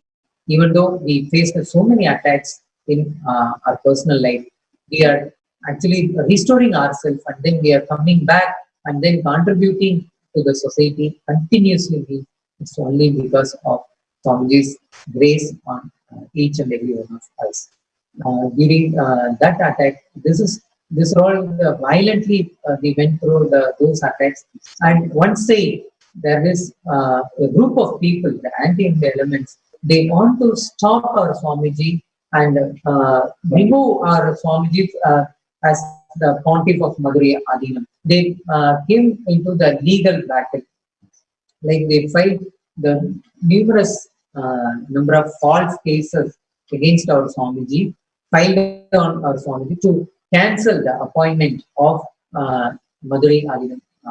So Swamiji immediately, as we all know that he actually appointed, actually spiritually, all the customs and practice of Madurai Adinam has been followed, and then he ordained as 293rd Guru Mahasannidhanam, and also legally all the appointment documents and everything is legally registered, and with the legal document only he is appointed and coronated as 293rd, that is the successor of Madurai Adinam.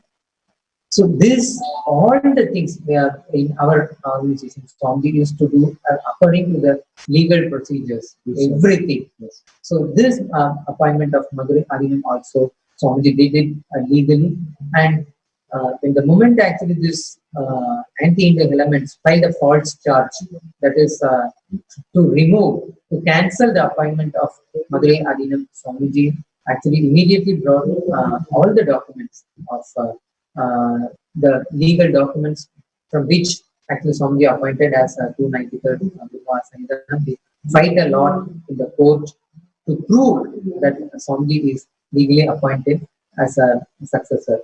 And finally, after all this legal war, more than 30 number of cases have been filed. I can list out the people, those anti-Hindu elements, actually they came into the picture and they want to eliminate our Swamiji. That is their agenda. Why? Because there are many number of people, actually they are all possessing and grabbing the properties of Madurai Adinam. When the Swamiji, after assuming the responsibility of Madurai Adinam, he started actually renovating the temples, and also he started the activities to reclaim the properties and the wealth which was actually allotted to our Madurai Adinam. This actually created an indirect threat to those rowdy elements and to those anti-Hindu elements. They forced and they jumped into the field to stop Swamiji to doing all these activities. For that, they forcefully planned to attack on Swamiji physically. When that fails, actually they went ahead and then they filed the false charges. A number of charges has been filed, and those charges actually Swamiji faced it in the court, and then literally that battle actually Swamiji faced and then finally won. So finally, the court actually gave the order saying that our Swamiji is legally, he is the successor of 292, that is he ordained, 292 ordained our Swamiji as a 293rd Guru Mahasannidhanam, that is legally has been recorded. After that also, this anti-independence didn't stop from that, because they keep on attacking our Swamiji and they continue to attack and to eliminate our Swamiji. They planned in all the ways. They brought their media power, their rowdyism power, and also they used the political power on top of it. Yeah, money power. And with that, their political power, they forced our Swamiji to eliminate from the Madurai Adinam. So at last, Actually, every day, morning or evening, there are 100 or 200 people standing in front of the Madhurya and they used to shout, use all the abusive words. Yes, abusive words. Here, even though in that all the attacks, the Swamiji, in the courage, he used a lot of contributions. Under the free Anadhanam, Satsang, healing, every day, every weekend at a medical camp, and morning darshan temple, all the routine before any break, it's well done. So it is Swamiji's sincere hard work, and then it is with a lot of passion.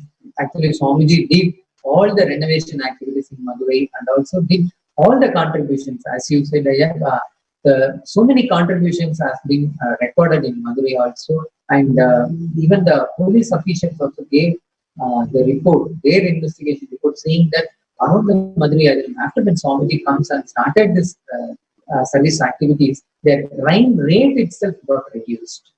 And this personally, the police men people actually they gave the report. How it happened? It is only just by the contribution of His Divine Holiness to Madurai Adinam, that being in the Shamla Pita Sabanya Pita, he started in a full speed that to all the Madurai people actually they benefited a lot. So this actually, after seeing all these contributions, actually these anti-Hindu elements, they came into the force and they wanted to stop these activities of Swamiji, and they want to remove Swamiji from the Madurai Adinam. They did all the possible ways, actually whatever they can be able to do. So during those times, during those persecution time, we all there, we faced a lot during those times, and Swamiji actually with the will persistence, he gave courage to all of us, and then he keep on actually telling us only this thing. That is actually Devi Meenakshi and Lord Sundareshwara is alive, and definitely they will take care of us and they will protect us, and also they will make all of us to do the same service, what the contribution we did when Shamla Pita Sabanya Pita, that definitely we will start, we will, again, we will bring back that activity. Swamiji blessed many times, as with the blessings of Swamiji that came into the through that on 2019, that is around the month of May, again, Swamiji with the blessings of Devi Meenakshi and Lord Sundareshwara, Swamiji got a new land. Just exactly next to our Devi Meenakshi temple, we had a beautiful sacred land. I can say that this the very land now which we are now in Shamla Pita Sarvanya Pitam. This it is graced by Devi Meenakshi. Swamiji saw in the darshan, and then he said, "This is the very place where the few 1,000 years before Devi Meenakshi actually came out of the fire, that she gave the birth, and she yes, during that time actually she started with inaugurating this Shamla Pita Sarvanya Pita, and she ruled the entire Pandya kingdom. Just this has been the very place from where actually Devi Meenakshi started ruling the entire Pandya kingdom. Now, Swamiji brought this land to all of us to start and renovate the Shamla Pita Sarvanya Pita. And now we are all blessed. Now, during this 1 year now, 2019, we started our again the renovation activity of Shamla Pita Sarvanya Pita. Till now, Swamiji actually with the blessings, we started the same contribution how we did on 2012. We started our another activities now in our Shamla Pita Sarvanya Pita, and every day more than few hundreds of people receiving Annadam now. You all know that this time now we are all in the period of lockdown. There is a government announced 144, so no people can go out in the society. There are many number of people people, they are below the poverty line. They can't be able to have their basic food for their life. So we, in the Shamla Pita Sarvani Pita, we started doing the another activities as like how before 2012, Swamiji used to serve a number of people. Those are these activities we started now again to deliver Swamiji's mission, and now we just keep on doing. So what you feel about now the service activities in Madurai, Shamla Pita Sarvani Pita, you can see.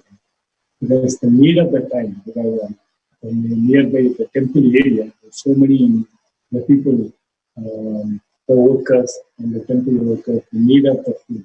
Every day they are coming, and with gracefully they are collecting, because they claim their own home and they are collecting like that. It's another, not like they are coming their own home and they are collecting, they are taking their food and they are doing for the work like with that so graceful, with the blessing of the Minachi, Resuscitating Madurai Sarvanga is doing like last few months, and it's continuing with the grace of Swamiji. Yes. So, as we all know, and that one more thing, and after this lockdown over, and Swamiji, we need to conduct the medical camp for the leader. And really, after the lockdown period, we will really do, with the grace of Swamiji blessing, we will really start free medical camp every day for the people of Madurai. Yes. Surely, we are here to dedicate our life and to do service and contributions as how Swamiji gave us mission to each one of us. So we invite all the people actually who were in the Madurai, they all can come and receive this service activities. So that's the status of Shamla Pita Sarvani Pita. Now every Brahmotsava we used to have the celebration here in our Shamla Pita Sarvani Pita. Now as of now, Chitrai Brahmotsava is going on. Today is the Chitrai Brahmotsava, we are very much celebrating in Madurai Shamla Pita, because everyone knows because of the corona, the temple is blocked, and inside the temple, the offerings going. And like that, in our Shamla Pita, the grand offering, grand celebration is doing every day, and we are enjoying. And our beloved Swamiji also blessing us and give blessing through a video conference, and in Shamla Pita Sarvani Pita, he accepts love and gratitude to him. So today also we are actually waiting to receive Swamiji for the Chitrai Brahmotsava and sixth day of Chitrai Brahmotsava, and we are keeping our temple premises ready to receive our Swamiji for the darshan and blessings. So now I'd like to hand over to Ma Sadashiva Priyamma to continue to speak on our Madurai Adinam activities.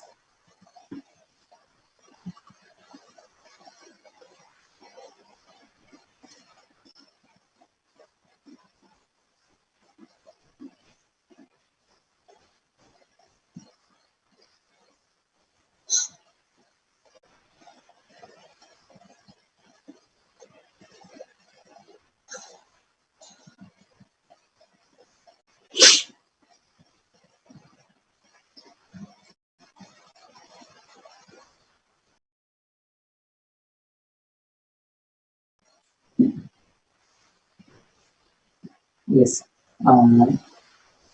as we all can see and witness the service activities, the contributions actually what we did in our Madurai Adinam. It was the beautiful event happened in our Madurai Adinam, that is the free medical camp, the multi-speciality medical camp. On just on these 2 days, thousands of people came and they benefited. All the specialties actually, as I said, the eye checkup and the dental checkup and also the gynecology and orthopedician doctor and the pediatric doctors, everybody, all among our devotees, they all came and then did the free medical services. Actually, they did a wonderful volunteer service on that day. You can all watch those photos.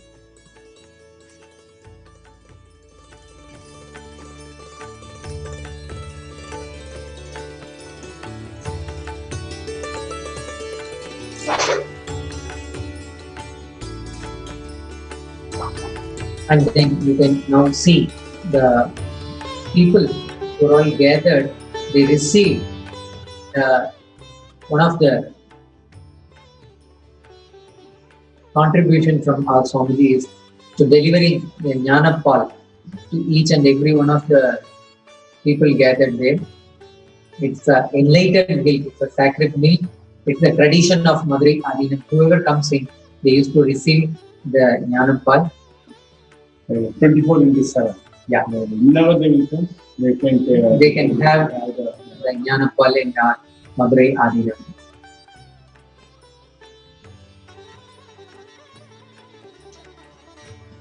And every day they used to join in the Annadan activities, and there are more number of volunteers. Actually, 24/7 they dedicated and they continuously doing Annadan service activities.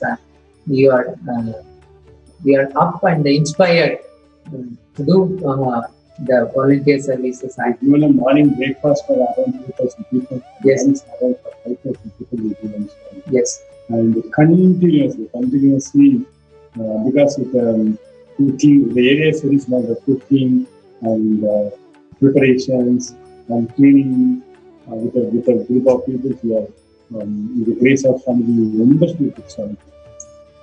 And the Madurai people are totally enjoyed. Yes. Enjoyed totally. And they used to tell the quality of the food.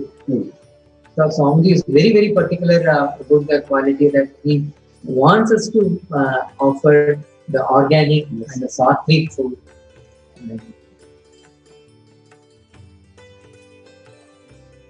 As a routine, as a part of our routine in the Madurai Adinam temple, every day Swamiji used to come and offer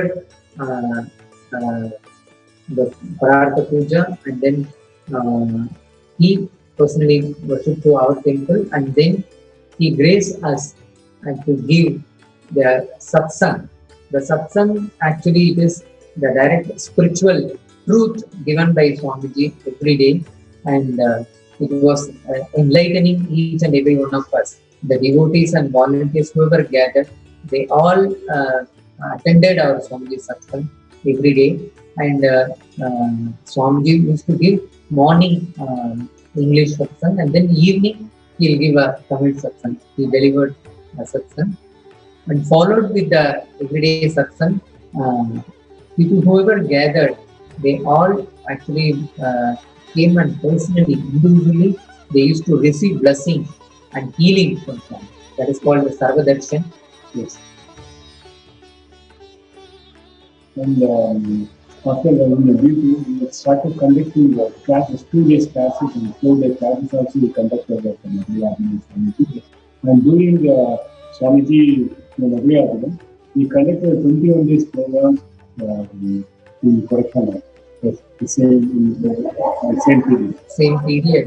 Swamiji offered various programs, 2 days meditation classes, and then 4 days program, and personally guided and conducted by our Swamiji.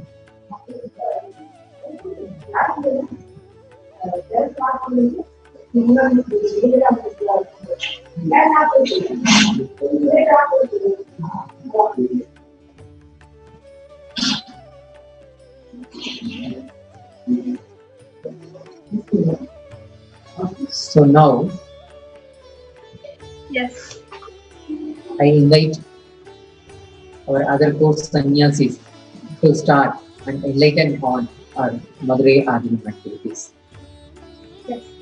Nithyananda, thank you so much, Srinitya Prananda Swami and Naya, for beautifully sharing with us such a first-hand experience of how you witnessed Swamiji's hard work, his meticulousness, his micromanagement into every service that we offered at the Madurai Adinam, parallel to the attack and the persecution that continued upon him and our Sangha, and how Swamiji continuously never stopped the services, never stopped, whether it's the Annadan, all the services that we offered. So now in this segment, let us quickly take you through the various updates, the recent most updates, the news updates from Sri Kailasa, from various Adinams around the world, from various the centers, the temples and Adinams established by Swamiji around the world, and the various programs. The most happening program today is the Paramashivoham Level 2. For those of you who do not know, who haven't heard about it yet, I would like to briefly explain to you. Swamiji has been conducting the Paramashivoham Level 2 program, which is a 16-day program, which you can attend from the comfort of your homes through the two-way video conferencing. This is a program conducted, announced by Swamiji exclusively during this time of the corona lockdown, of quarantine, when the world is facing one of the worst pandemics, where thousands are suffering, hundreds and thousands of people are dying, and millions of us not knowing what we should be doing, many of us who have lost our jobs. And in this time of dire need, Swamiji has announced this program where all of us are being taken to the next level of the superconscious breakthrough. This program involves various intense processes, alchemy processes of completion, of realizing our blind spots and understanding how you can create a breakthrough in your own life. This 16-day program is to give us a conscious breakthrough, a real transformation in the way we see life, in the way we're experiencing life, and in the way we are manifesting life. Where Swamiji directly initiates each and every participant. You may have seen Swamiji and met him back about 10 years ago, and you've attended all the programs, and now you're signing up for Paramashivoham. Or you might have just started watching us right today. You might have found Swamiji on YouTube a few months ago, and you're following his videos.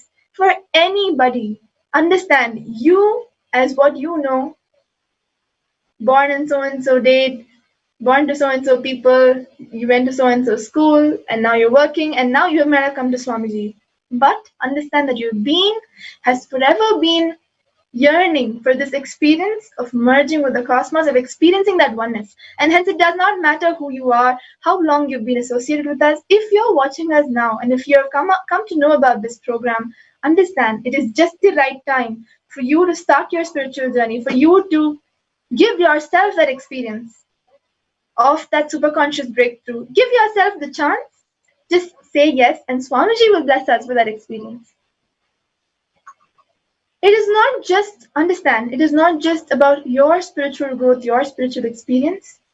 When 10,000 of us, Swamiji has said, when 10,000 people sit and manifest the powers of Paramashiva, sit and manifest and radiate the being of Paramashiva, the impact that it creates on the planet is huge.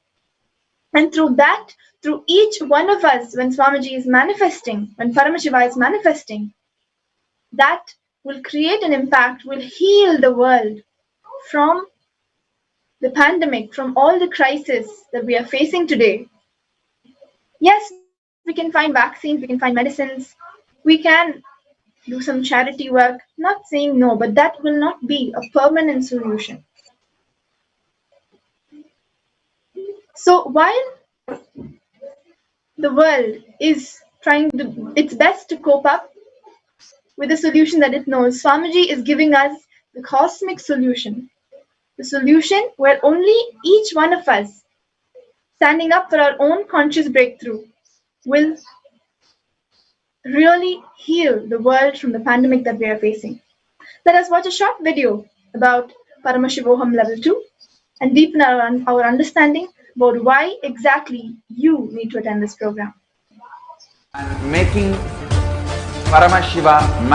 Till now, I manifested, revealed the signs of state of Paramashiva, space of Paramashiva, powers of Paramashiva. Now, direct process, directly from Paramashiva to manifest the being of Paramashiva, because the world is ready. Akash Bhairava is the God who makes all our beings ready for Paramashiva to manifest. It will be centered on Akash Bhairava and making Paramashiva manifest in all of us. The program will be Guru Dakshina based. It will be dependent on you. You can't put any monetary value for it. If 10,000 of us can sit together and manifest the being of Paramashiva, not only we will heal the coronavirus in the whole world, we will give a super conscious breakthrough to the world. Whatever I was talking after the great past, I am going to make that all into reality. This will be the most life positive happening on planet Earth. All of you, make the decision to attend Paramashivam from simple integrity. My purpose is to make you attend sincerely, that's all.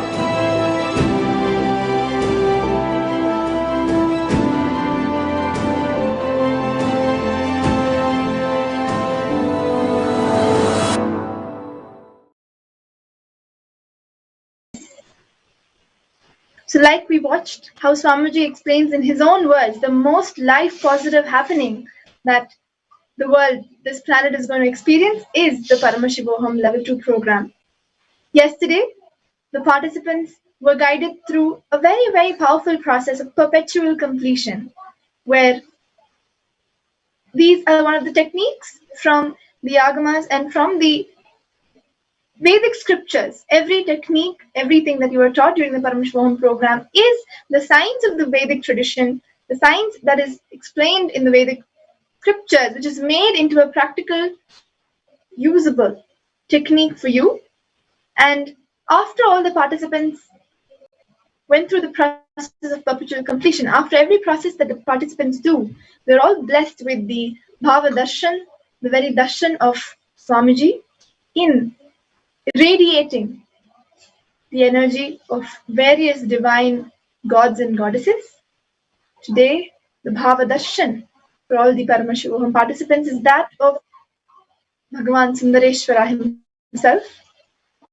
If you want to follow the latest updates about the darshans, about the various sessions from Swamiji himself, go to Kailasa's HTH, Nithyananda Paramashivam Facebook page, the official page of Swamiji, where Swamiji opens up the wonderful darshan pictures for the world at large to enjoy. So do go there and check out the various updates of the Paramashivoham program. Along with offering the Paramashivoham program to the world, knowing that that is the cosmic solution, that is the ultimate solution, Swamiji also, through the various operations, various activities and services of Sri Kailasa, is reaching out to people to even attend to their basic needs, such as food and various adinams are extending the services of Annadan, the serving of free food, free meals to all those in need during this time of Corona. So various adinams like the Arunachala Sarvagni Peetham in Tiruvannamalai, the Shyamala Peetham Sarvagni Peetham in Madurai, and various other adinams are reaching out through daily Annadan. The food is cooked by our own sannyasis and volunteers in our adinams, packed and sent out, made available to the people who are not mainly the daily wage laborers, those who are not able to sustain themselves during this time of Corona. Moving on to the other updates, we all know that we are all celebrating the festival of the Chittirai Brahmotsavam famously celebrated in Madurai. So while we celebrate the 6th day today, we would also like to take you through the pictures of the previous days of the celebrations. The Nithyanandeshwara Paramashiva Devalayam is one temple which celebrates all the festivals from various different sampradayas. And as we can see how they perform the Dhwajarohanam in Madurai itself, we also perform the Dhwajarohanam in Nithyanandeshwara Paramashiva Devalayam on the first day of the Brahmotsavam. All the rituals, the alankaram, the everything Swamiji envisions that the Nithyanandeshwara Paramashiva Devalayam and all the temples around the world celebrate these festivals just as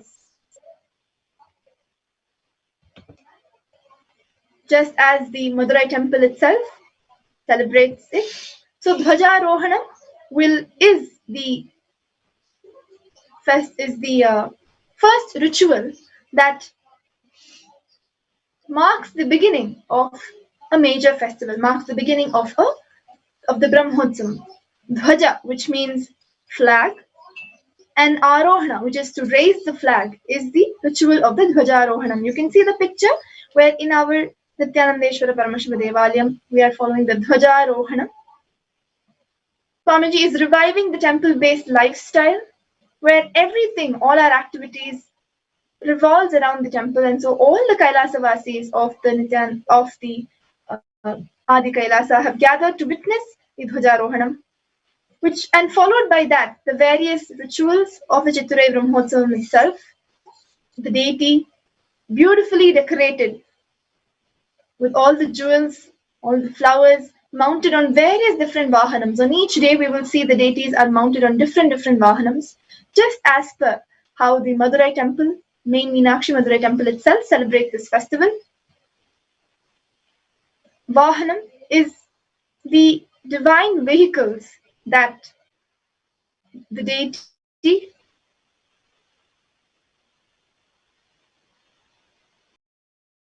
an example what we'll be seeing now is the Simha Vahanam, the Rajata Simha Vahanam, the silver lion vehicle.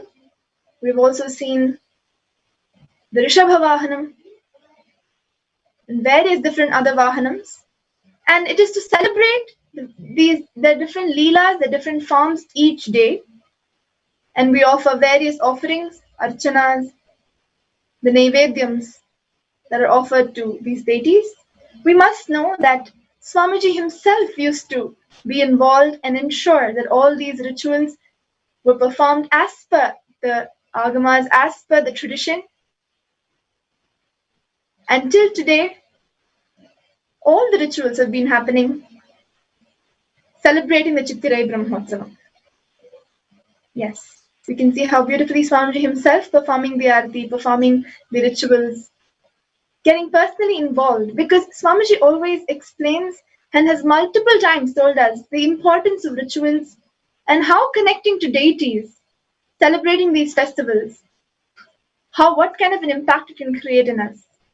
How, of course, at one end, it gives us a deep feeling of bhakti, and also these deities are not just inanimate sculptures, they are energized, they are living independent energies. And all of these deities in Adi Kailash have been directly energized by Swamiji himself.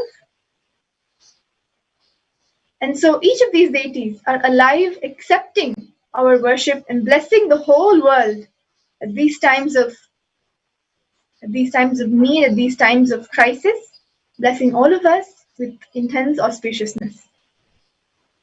Another update that we would like to share with all of you is the organic farming that are happening in various adinams around the world. We have a few pictures that we would like to present from the Adi Kailaya Sarvagna Peetham in Bangalore, Biddi. All the sannyasis of the adinam are spending many hours of the day sowing various crops from the greens to various vegetables and various flowers, from the plowing of the land, from the watering. All the sannyasis are working on land, physically learning the science of agriculture and sowing and growing, cultivating various crops. Swamiji has time and again mentioned the importance, he has stressed and emphasized on the importance of growing our own food. Especially at these times, Swamiji has said that not just corona, not just the deaths from the virus itself, but one of the major impacts that we will face will be the lack of food, the crisis for food, the economic crisis, and the lack of food. And hence, all these sannyasis are taking the step to start growing their own food. For about more than a year, we have been performing and practicing the organic farming, and now over the past 2 months it has really intensified so that we can support ourselves and everybody that we can with the organic produce and ensuring that nobody goes without food due to this coronavirus. We'll be back with a lot more updates in the future segments. Now let us get back into understanding about the Madurai Adinam, how Swamiji has been reviving the tradition, the lineage, and all the practices, the sampradaya of Shyamala Peetham Sarvagna Peetham, and how Swamiji himself is the incarnation of Devi Meenakshi, carrying the very bio-memory of Devi Meenakshi, and various other insights. Let us take more time while we await the darshan of Bhagwan, while we await to listen to the Nitya Satsang. Let us engage ourselves in deeper truths that Ma Sadashva Priya will be guiding us through. So thank you all for staying tuned. Let us continue to listen and enjoy the great truths and the divine leelas of Swamiji. Yes. As we have understood until now, His Divine Holiness, the Supreme Pontiff, His Divine Holiness Nithyananda Paramashivam, had manifested this aspect of Meenakshi Parashar so strongly, and the sharing of Raja Pandya Natya from Madurai showed us that he impacted the lives of each and every citizen in Madurai so deeply, just as Madurai Meenakshi was so beloved to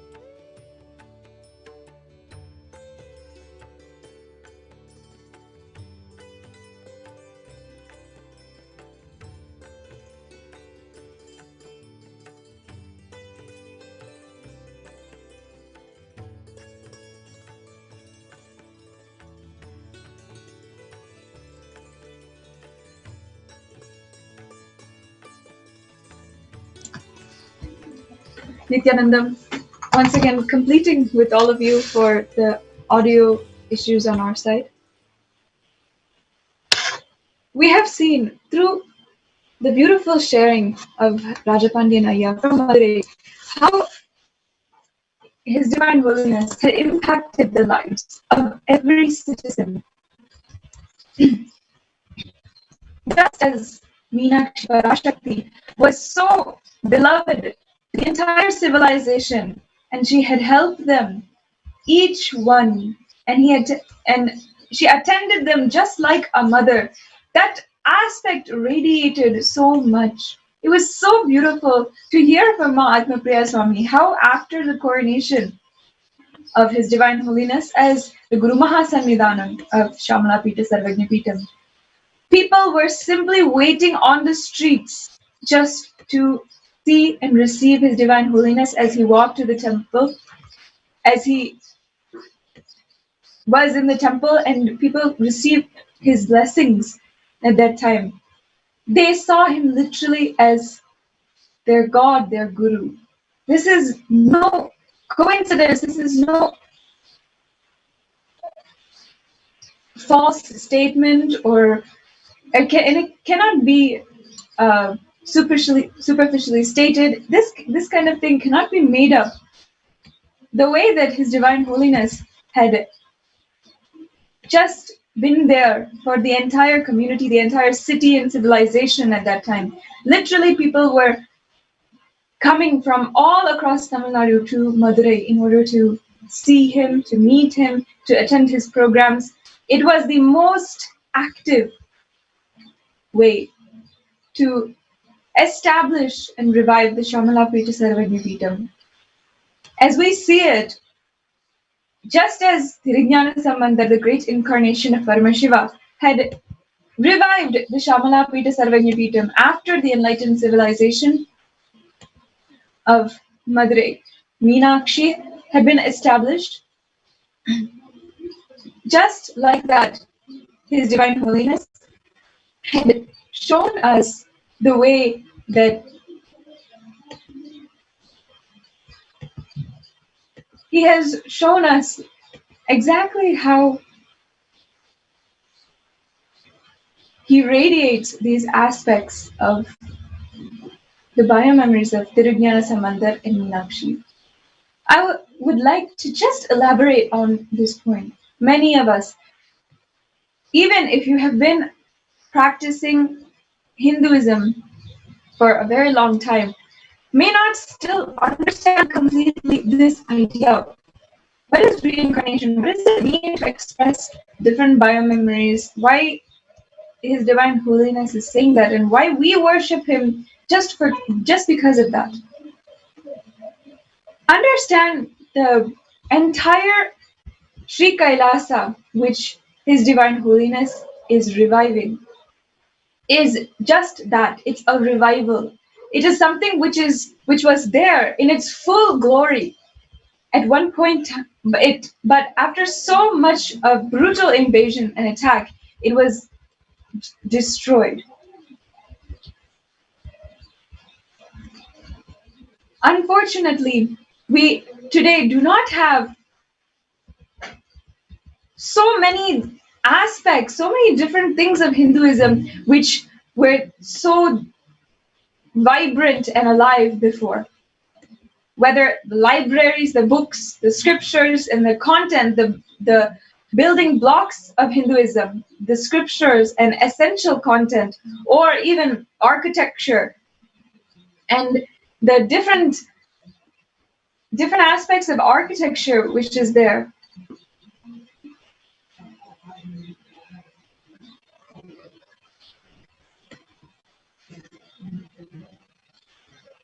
All of these were lost to the point where literally it is impossible to revive. How can something which is completely lost be revived again?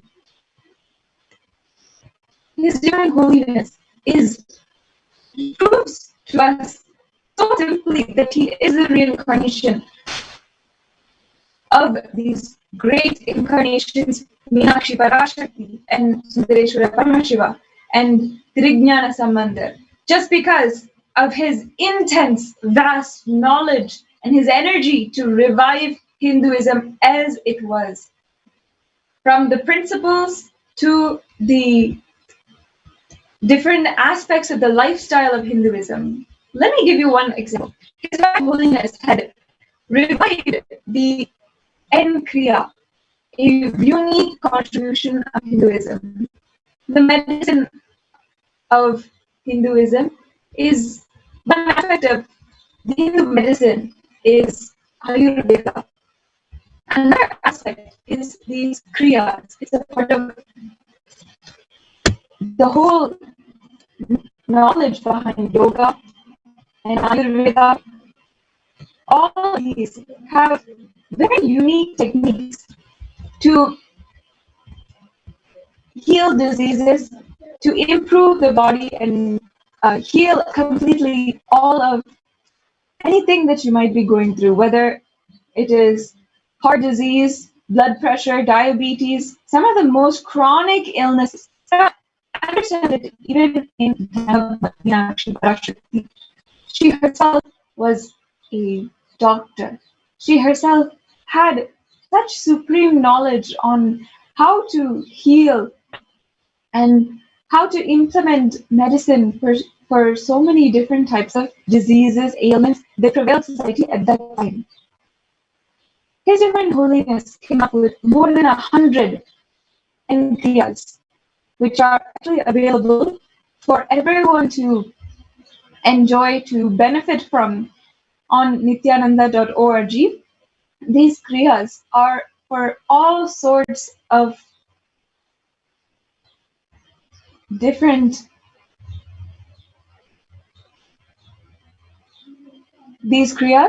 for all sorts of different ailments, diseases, from a migraine that you might have to something very serious, cancerous inside of you. A kriya is a technique, at least 42 minutes, where you go through and you do breathing pranayama. I should not define it as breathing techniques. It is pranayama. It is this, the Sanskrit term for it, and the way that the Hindu rishis and great scientists had defined pranayama is not at all equivalent to what we call as breathing technique. These pranayama processes, then a unique asana or posture of our body. Again, posture is not the perfect term for it, the perfect translation, but for the sake, I am just giving a loose connection in English. The posture or the asana, and also a visualization as well. It includes in these different Nkriyas.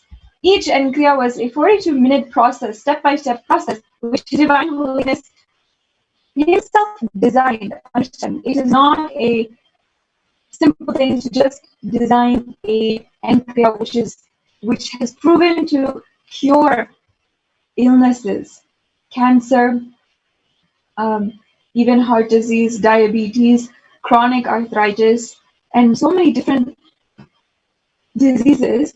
His Divine Holiness crafted uniquely a kriya for each of these diseases. And he said that he had expressed the biomemory of Meenakshi as a doctor, this aspect, this unique, beautiful aspect of Meenakshi as a doctor. And that is only that energy which he expressed is only what he used in order to create these Nkriyas. Throughout the years 2012, 2013, every day, even I myself was a participant in these processes. His Divine Holiness would lead a kriya every single day, and we would benefit so immensely from this kriya. It would be so beautiful to experience just 42 minutes of an intense process, and after that feel so healed. See, it not only heals any disease, but it also establishes us further and further into a beautiful experience of oneness with Paramashiva. So every day during the satsangs, a live demonstration would go on for the end kriyas, and His Divine Holiness himself would conduct the whole thing. Today, what you go through in the yoga process every morning, the Prathama Vinyasa Krama yoga process, and also any end kriya session you take in Acharya, all of that originated with His Divine Holiness himself, exemplifying how to train in these kriyas. Let's understand from His Divine Holiness himself on how these end kriyas he crafted. He used the biomemory of Meenakshi Parashakti.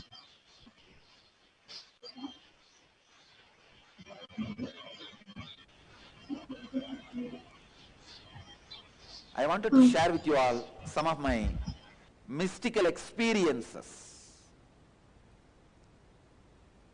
Few days before, I went to Madurai, a consecrated temple, one of the oldest energy center in South India, place of Meenakshi, Hindu goddess, the mother of the universe. I have a strong connection with Meenakshi.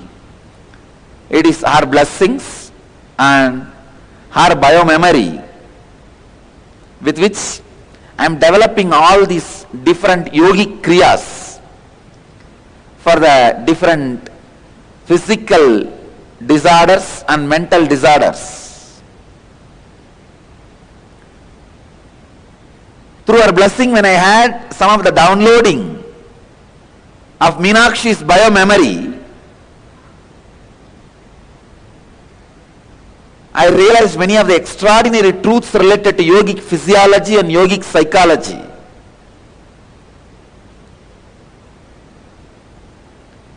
Meenakshi was a greatest queen, ruled India. She was a great enlightened being. And if I have to describe all her other dimensions, she was a great spiritual healer and a Siddha doctor,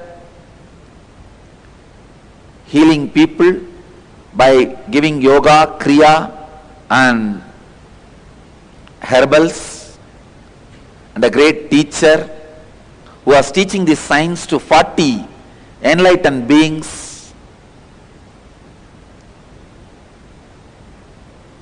So after having her darshan in the temple, intense downloading of that biomemory was happening in my system continuously, almost 10 days.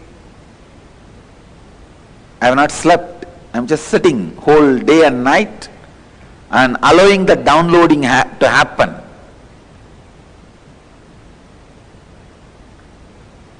Many of the truths revealed from our biomemory, when I was recording it and expressing it to many of our doctor disciples, they were shocked.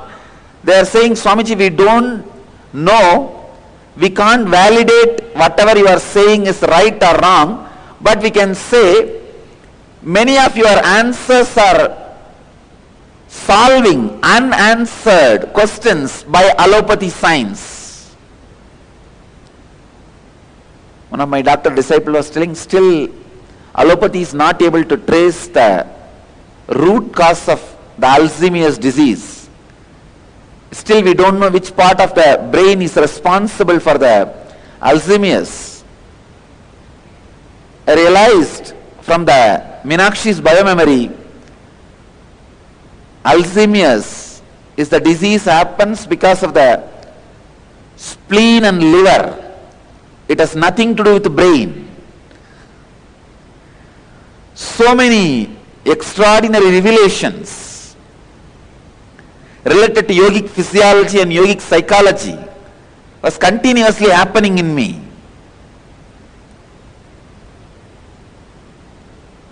And I was so one with Meenakshi by her grace and blessings, soaked in her biomemory, One day early morning, I saw in darshan somebody putting a huge diamond crown on my head. After waking up, I laughed and told the brahmachari who was taking care of me, I don't know what it means. Let's wait and watch. Somebody has put a huge diamond crown on my head.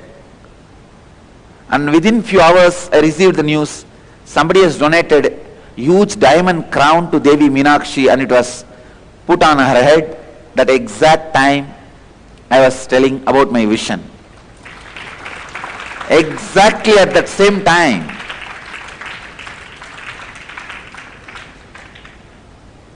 Somebody has gifted diamond crown to the Meenakshi temple and they have put it on the Devi. Of course, then immediately the moment they brought this news, I told my brahmachari, find out who is the person who donated. He is a great devotee. Tell him Devi has accepted his crown. I saw in the vision, Devi has accepted. See, at that moment, I was so intensely feeling connected to Meenakshi, I could just see that crown was put on her body. In that extraordinary Bhava Samadhi, I was feeling very clearly the whole earth is getting consecrated. The possibility is opening.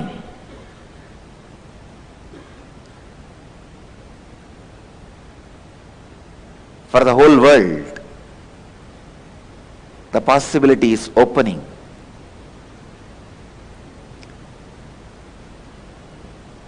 I could see very clearly the powerful methods and kriyas, meditations getting downloaded into my system.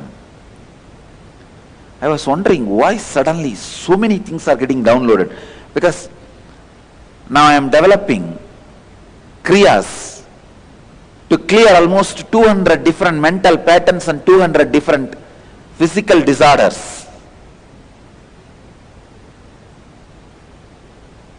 I realized now it is time for the people to transform. That is why the material is getting supplied. Please understand. Because the need is there, the supply is happening.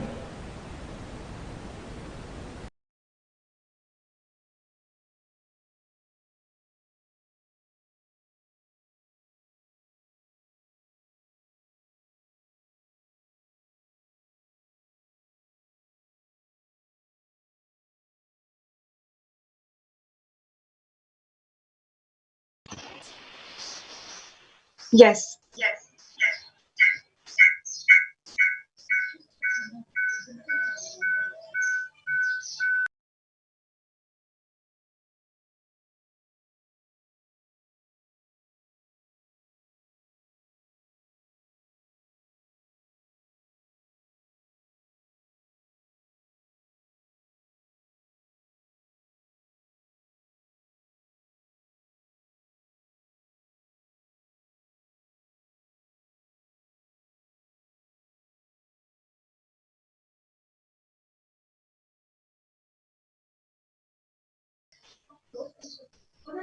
His Divine Holiness himself connected with Devi Parashakti. That aspect of his biomemory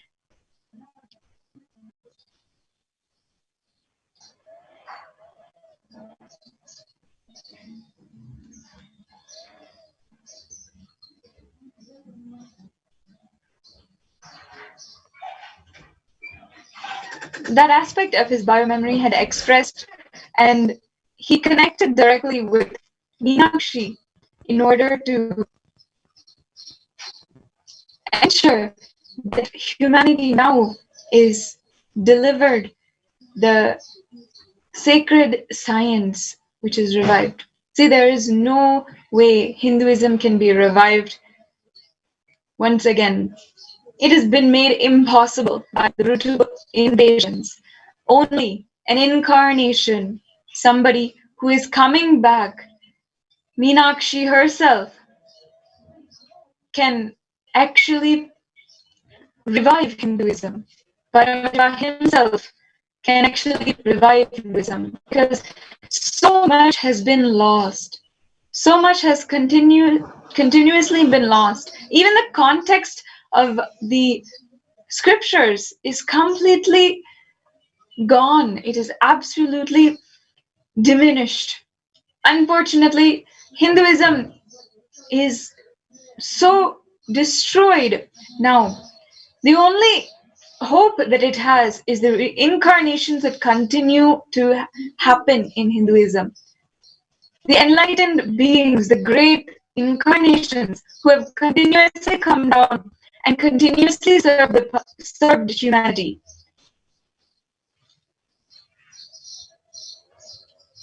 In fact, we would now like to have all of the viewers understand a unique aspect, just as His Divine Holiness expressed the biomemory of Meenakshi, he also expressed biomemory of Sundareshwara Paramashiva. Just as Sundareshwara Paramashiva had played out so many divine leelas, so many divine interactions, blessings, incidences with so many devotees at that time in Madurai, in that civilization. And these 64 leelas were then documented in the Puranas and is continuously remembered by the civilization of Madurai, is continuously remembered by any Hindu as such a great expression of the state of Paramashiva, such a great expression, these 64 leelas. Just as Sundareshwara Paramashiva had expressed these leelas, Swamiji himself expressed so many different beautiful leelas in when he was with us, when he was physically in Madurai. So let us understand. Ma Jaya will now just speak on a few examples of these leelas which Sundareshwara Paramashiva had manifested, and now Swamiji himself is manifesting as well.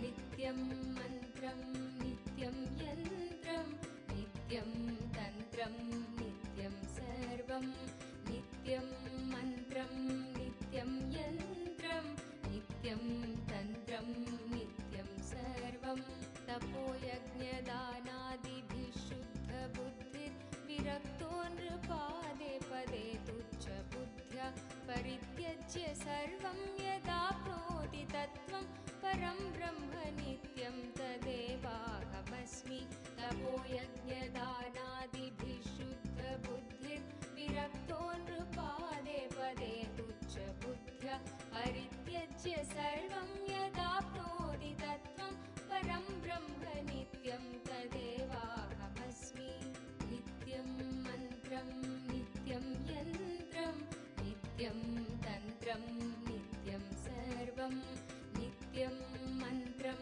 नित्यं यन्त्रं नित्यं तन्त्रं नित्यं सर्वम्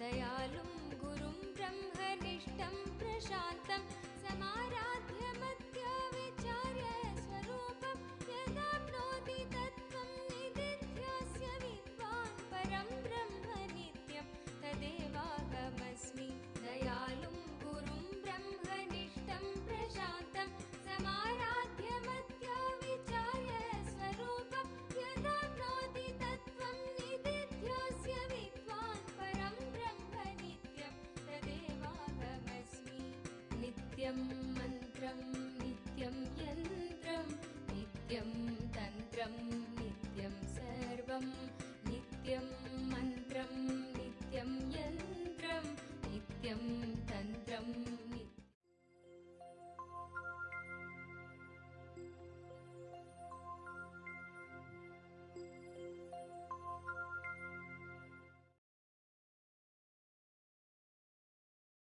Seeing for the past few hours as to how Swamiji has been radiating that biomemory of Devi Meenakshi herself, administering, planning, strategizing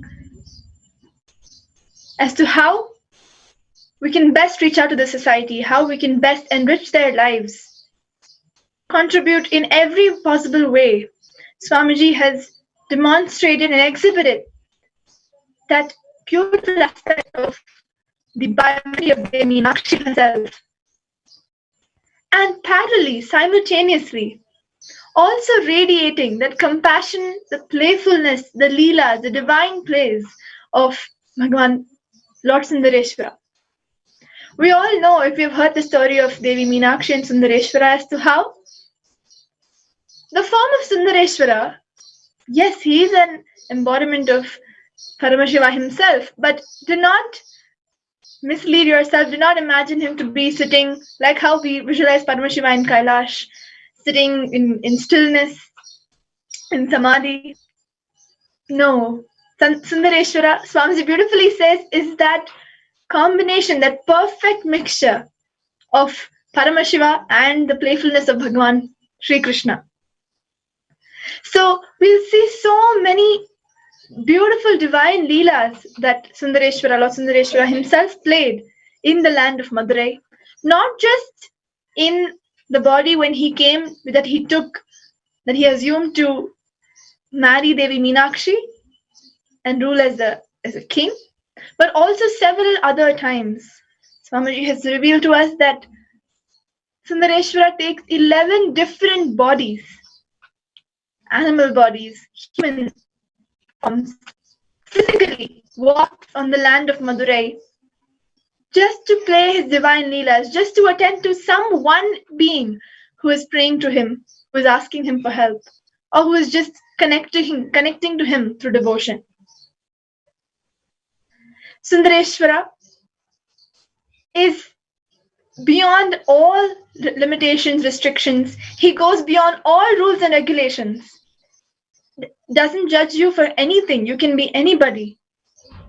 All that you need is a deep feeling connection to Sundareshwara, and he will immediately he will immediately make himself available, literally, physically, and come and attend to you. Like Masadashva Priya was mentioning, the 64 Leelas, Swamiji beautifully clarifies, it is 63 Leelas, and the 64th, which is recorded as the very presence of Sundareshwara, means that 63 dimensions, different dimensions of Sundareshwara was regarded as 63 Leelas, and the untold, uncountable number of Leelas that continued, we could only record as 64 Leela, which is the representation of all the thousands and we don't know how many Leelas Sundareshwara played and continues to play until today. Just remembering those Leelas, just melting in devotion, the Leela Dhyana can put you in that space of feeling connection. So let us recall and remember and immerse ourselves in the beautiful Leelas, 164 Leelas of Sundareshwara. And for all of you who have probably had the darshan of Swamiji, who have had the intervention, the conscious intervention, the cosmic intervention of Swamiji in your lives, you will just see yourself in the place of and witnessing these leelas, not just remembering them, but remembering them how they have also occurred in your own lives. So let us listen to one of the leelas, which is the leela where Paramashiva comes down to eat pitte. So they comes down to eat the traditional idli and to do the labor work for all who was his identity. Swamiji himself beautiful story. Let us take these few minutes to immerse ourselves in the Leela Dhyana. One energy, understand when Shiva assumed the body and married Meenakshi and ruled this Pandya kingdom, he became Sundara Pandya. That action became an independent energy of Sundara Pandya. Just yesterday, I was reading the Akashic records in the night.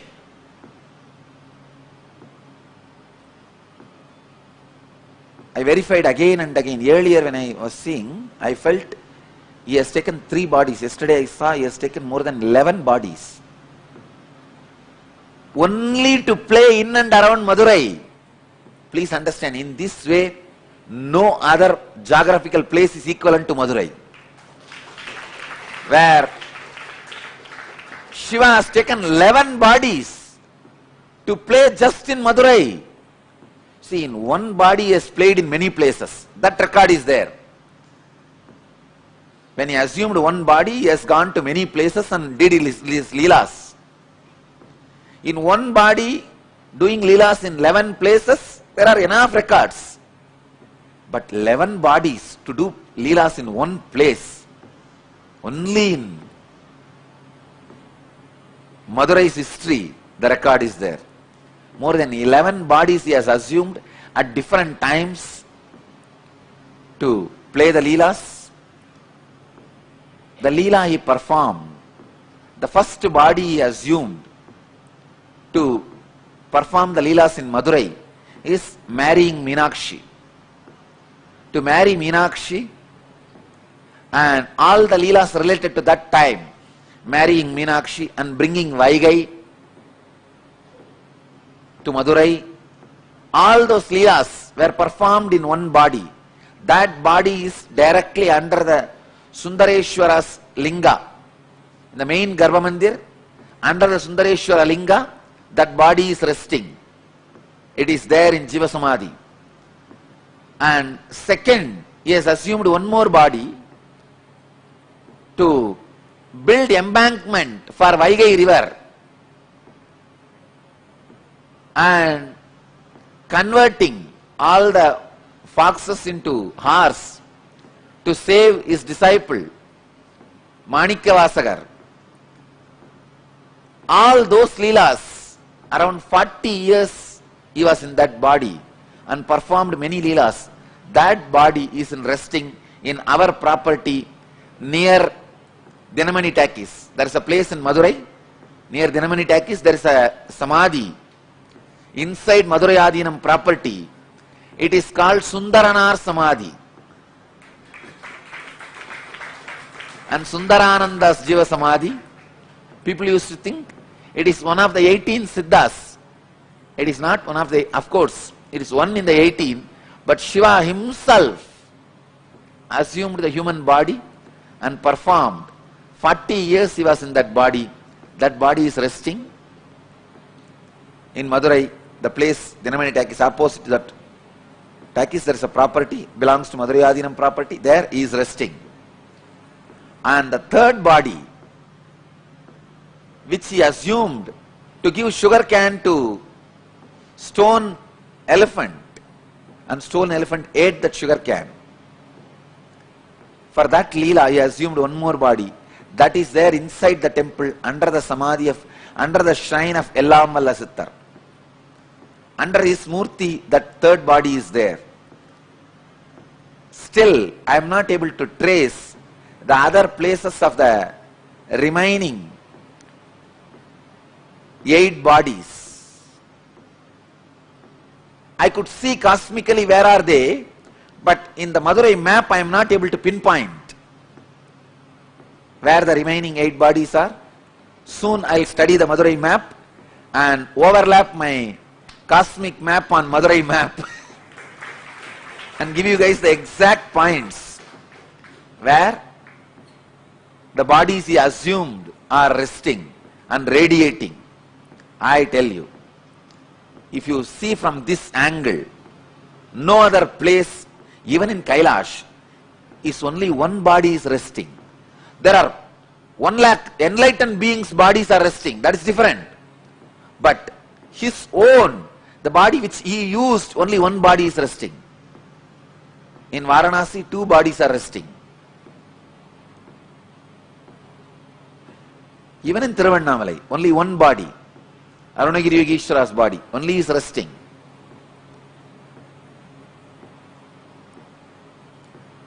I was shocked when I read yesterday the Akashic records. 11 bodies he has assumed. I tell you, Madurai was his honeymoon place. It was his favorite. Somehow, Madurai people had a very close, hearty connection with Mahadeva. Even for small things, he will assume a body. Come here and play. This was the place where he was very playful and joyful, without any of the so-called social laws, regulations, rules, and the dharma which he himself created. Here, he has broken the laws he created as per the planets. He has changed the planets for Madurai people. He has changed the teachings for Madurai people. He has changed the social laws for Madurai people. He has broken all the moral rules for Madurai people. He has done everything possible. Socially accepted, unaccepted, legal, illegal, dharmic, adharmic. In which Shastra it is dharmic? You convert the wolves into horses and sell them. And after you sell and go away, all that fellows, they become overnight, they become again wolf and bite and kill all the remaining horses who are there. And that poor king is now pauper. In which dharma it is accepted? In which Shastra it is accepted? He has done everything. Everything possible. He comes down as a worker for the old lady, saying that, see, once there was a flood, huge flood in Vaigai river, and king ordered all the citizens of Madurai should take up one portion and cover it with mud and build an embankment. So all of them have taken up one portion. One old lady, Vandi, her job is that making idli and puttu. Puttu is those days breakfast. She will make all this and sell for people. Still now, in Madurai it is a very popular business. Go out in the night, you will see hundreds of shops. The outside street, they will be making these idlis and selling, breakfast and selling. It is still their tradition. Now it is called Kushbu idli. In those days,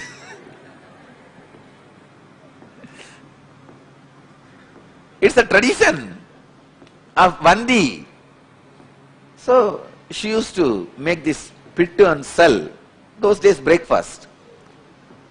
She did not get anybody to cover her portion, and she herself can't do. She is too old.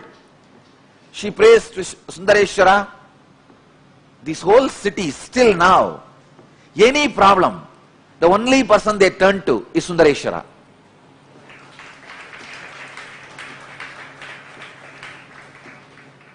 They don't trust anybody else. They just turn towards Sundareshwara. And she's the old lady. She can't get a worker to fill her portion, to do her job. She turns towards Sundareshwara. Oh Chokanada, Sundareshwara. This guy could have just one thought, the whole Vaigai would have built, add embankment automatically. He does not do that. He comes down, assuming human body and bargaining with that lady. You should give me the pittu as much as I want, but I will work only for 3 hours. He says, I will work only for 2 jama. Sorry, 2 muhurta. 1 muhurta is 1.5 hours. I will work only for 2 muhurta, but you should give me as much as I want. This poor lady, she doesn't have anybody else. So she says, all right, go ahead. You can see what is puttu. Come on, show me. This is puttu.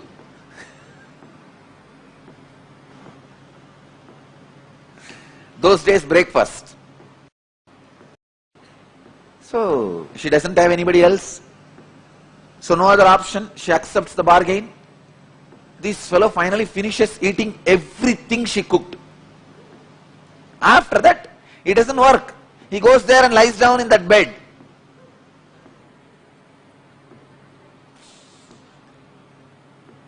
So he goes and lies down in the banks of Vaigai. I also traced the palace he had in Vaigai. Just in between, the mid of the water, he had a palace where he used to drink with that, all the bhutas. He was not a womanizer. He used to drink and gamble.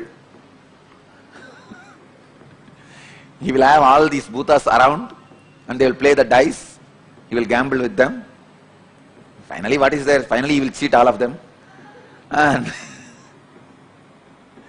he was not a womanizer, but he used to drink and gamble. Anyhow, so he went and lie down in the bank of Vaigai.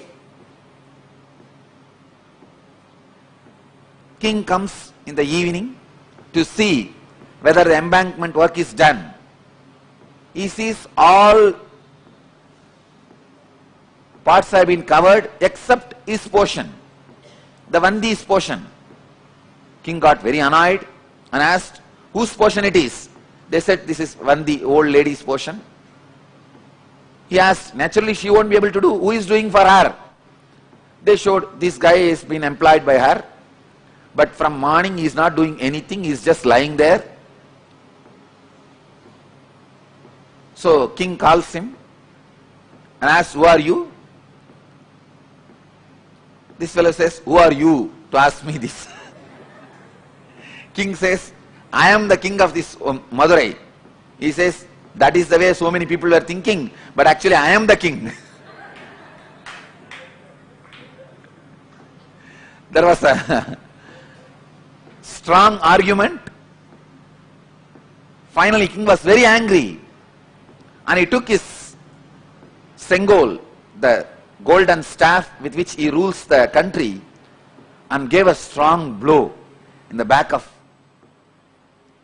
Sundareshwara.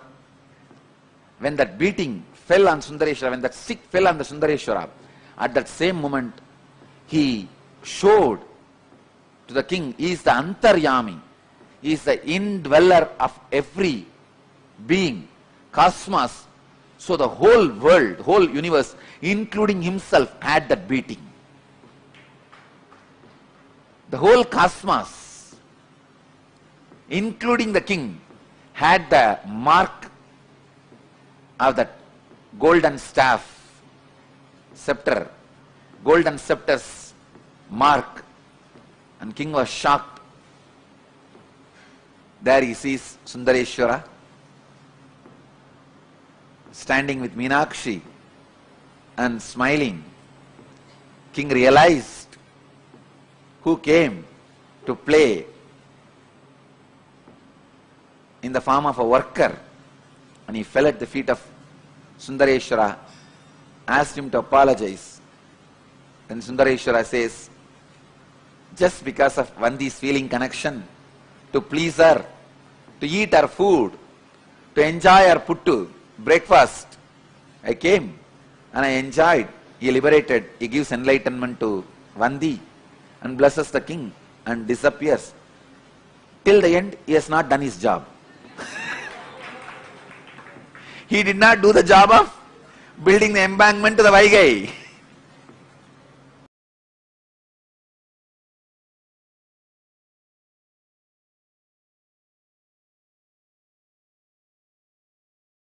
We heard from Swamiji himself as he narrated to all of us the divine Leela of, well, it is called the Leela of when he comes down to eat the pitti, rather than the Leela of building the embankment, because in reality he does not end up building the embankment.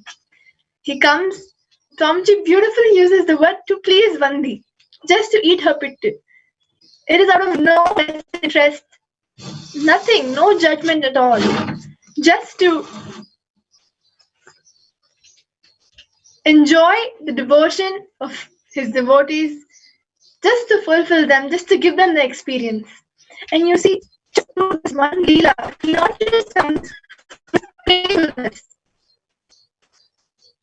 saves and comes to help Bandi, but at the same time, ends up giving everybody there, including the king and everybody there, the experience of oneness, and giving them the darshan and teaching them that he is the other yummy, he is the one who is living, radiating to each and everybody.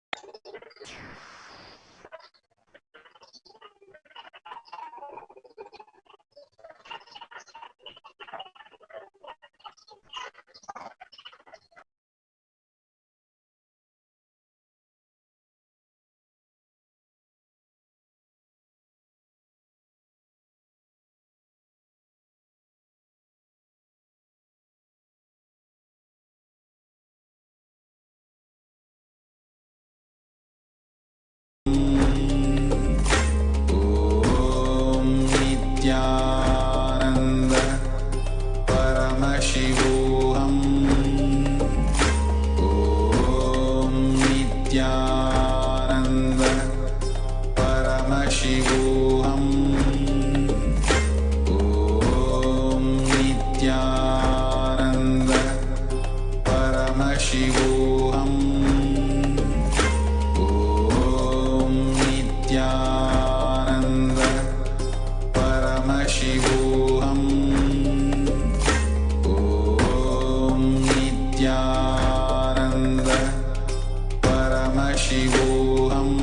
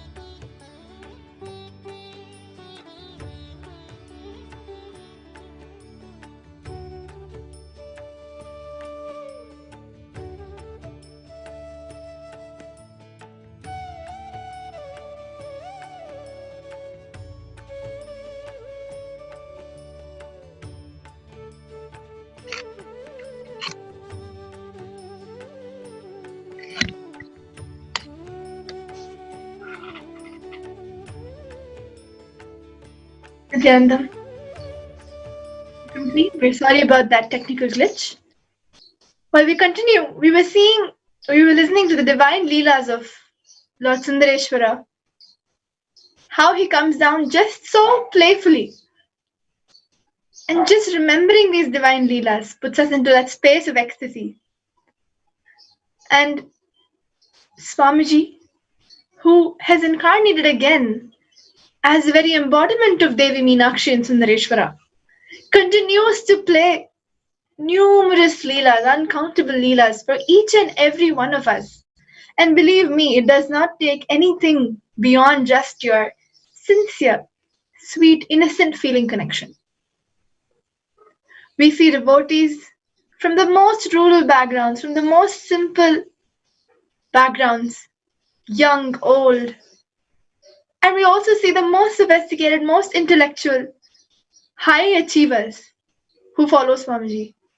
There is no logic, nothing, just the very compassion of Swamiji that he radiates for each and every one of us in the way that we can connect to, in the way that we can relate to, blessing us with just what we want. It is just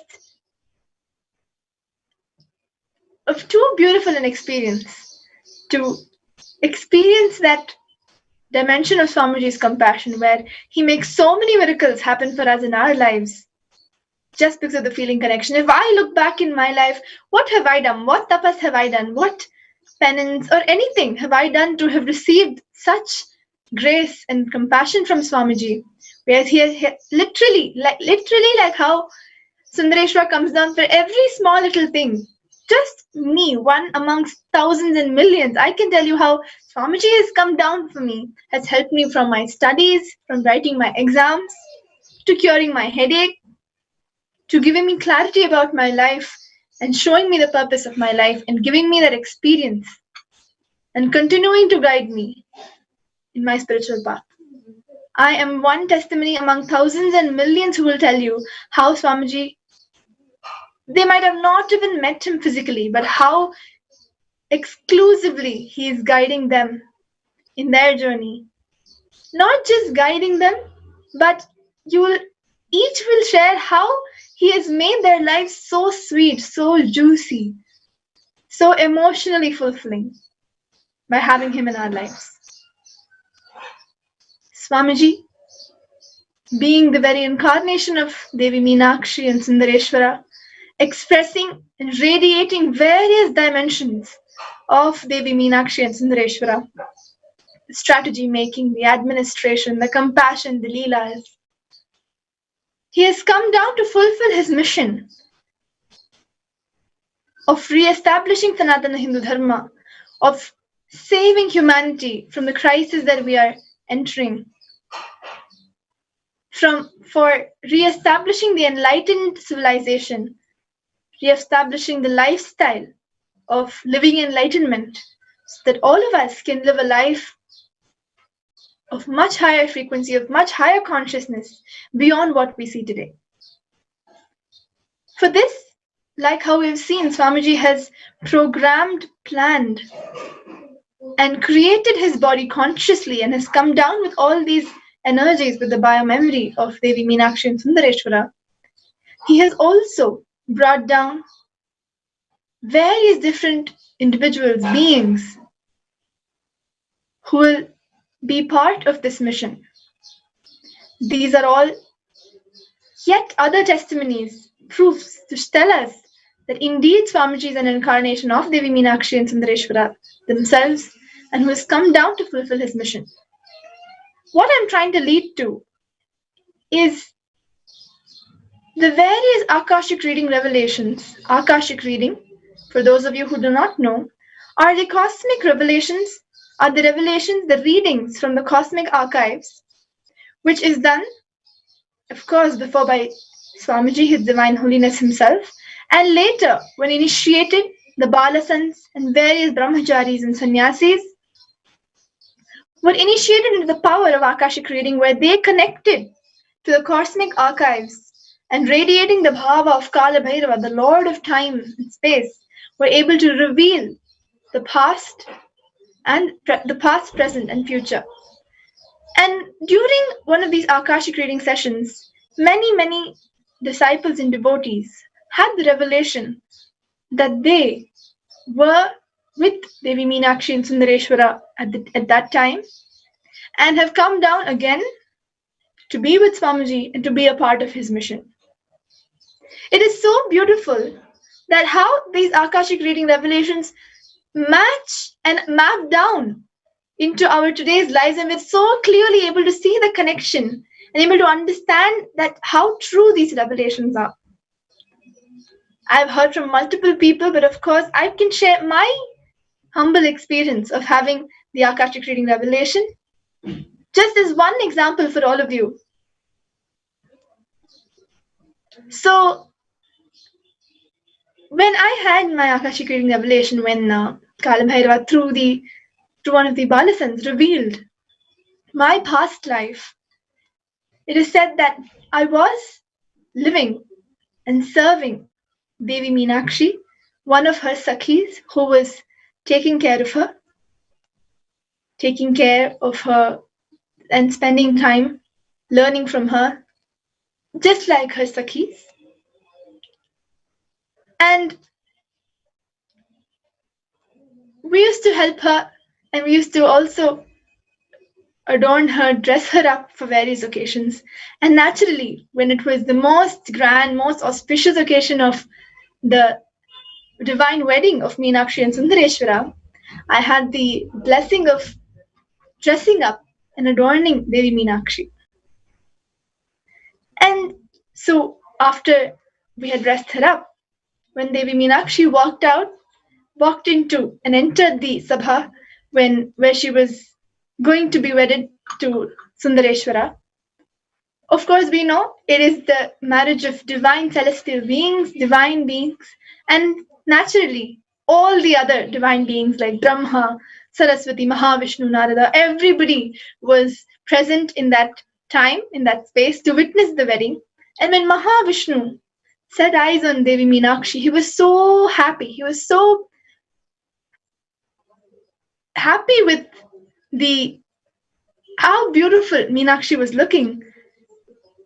And with that, because of that, he blessed the Sakhis who had dressed her up, one of them who was me. He blessed us that we will be from then on born in the Vamsha of Mahavishnu, born in his Vamsha, in his lineage, enjoying all the best things, all the best aspects of his Vamsha. And when we meet Paramashiva again in form, and then we will convert back to Shaivism. So when I look back in my life, I am born into a very, very staunch, very, very orthodox Vaishnavite family, Iyengar family. And from the beginning have been enjoying and experiencing the various beautiful aspects of the Vaishnavite tradition, whether it's the rituals, the grand food, the lifestyle, everything of the Vaishnavite tradition. And at the young age of 8, when I met Swamiji, very, very naturally, I was able to connect to Shiva and convert into Shaivism. I can tell there are so many thousands of us with such experiences. It is now time for you to create your own experience of connecting to Paramashiva, connecting to Swamiji, and creating your own beautiful memories and experiences with him. Now, let us prepare ourselves to receive the darshan of Paramashiva himself in the embodied form of His Divine Holiness, the Supreme Pontiff, Sri Nithyananda Paramashivam.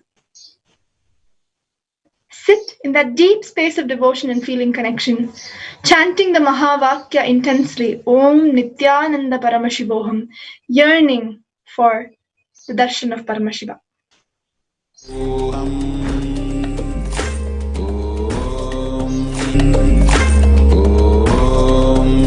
Nithyananda Paramashivoham. Om Nithyananda Paramashivoham.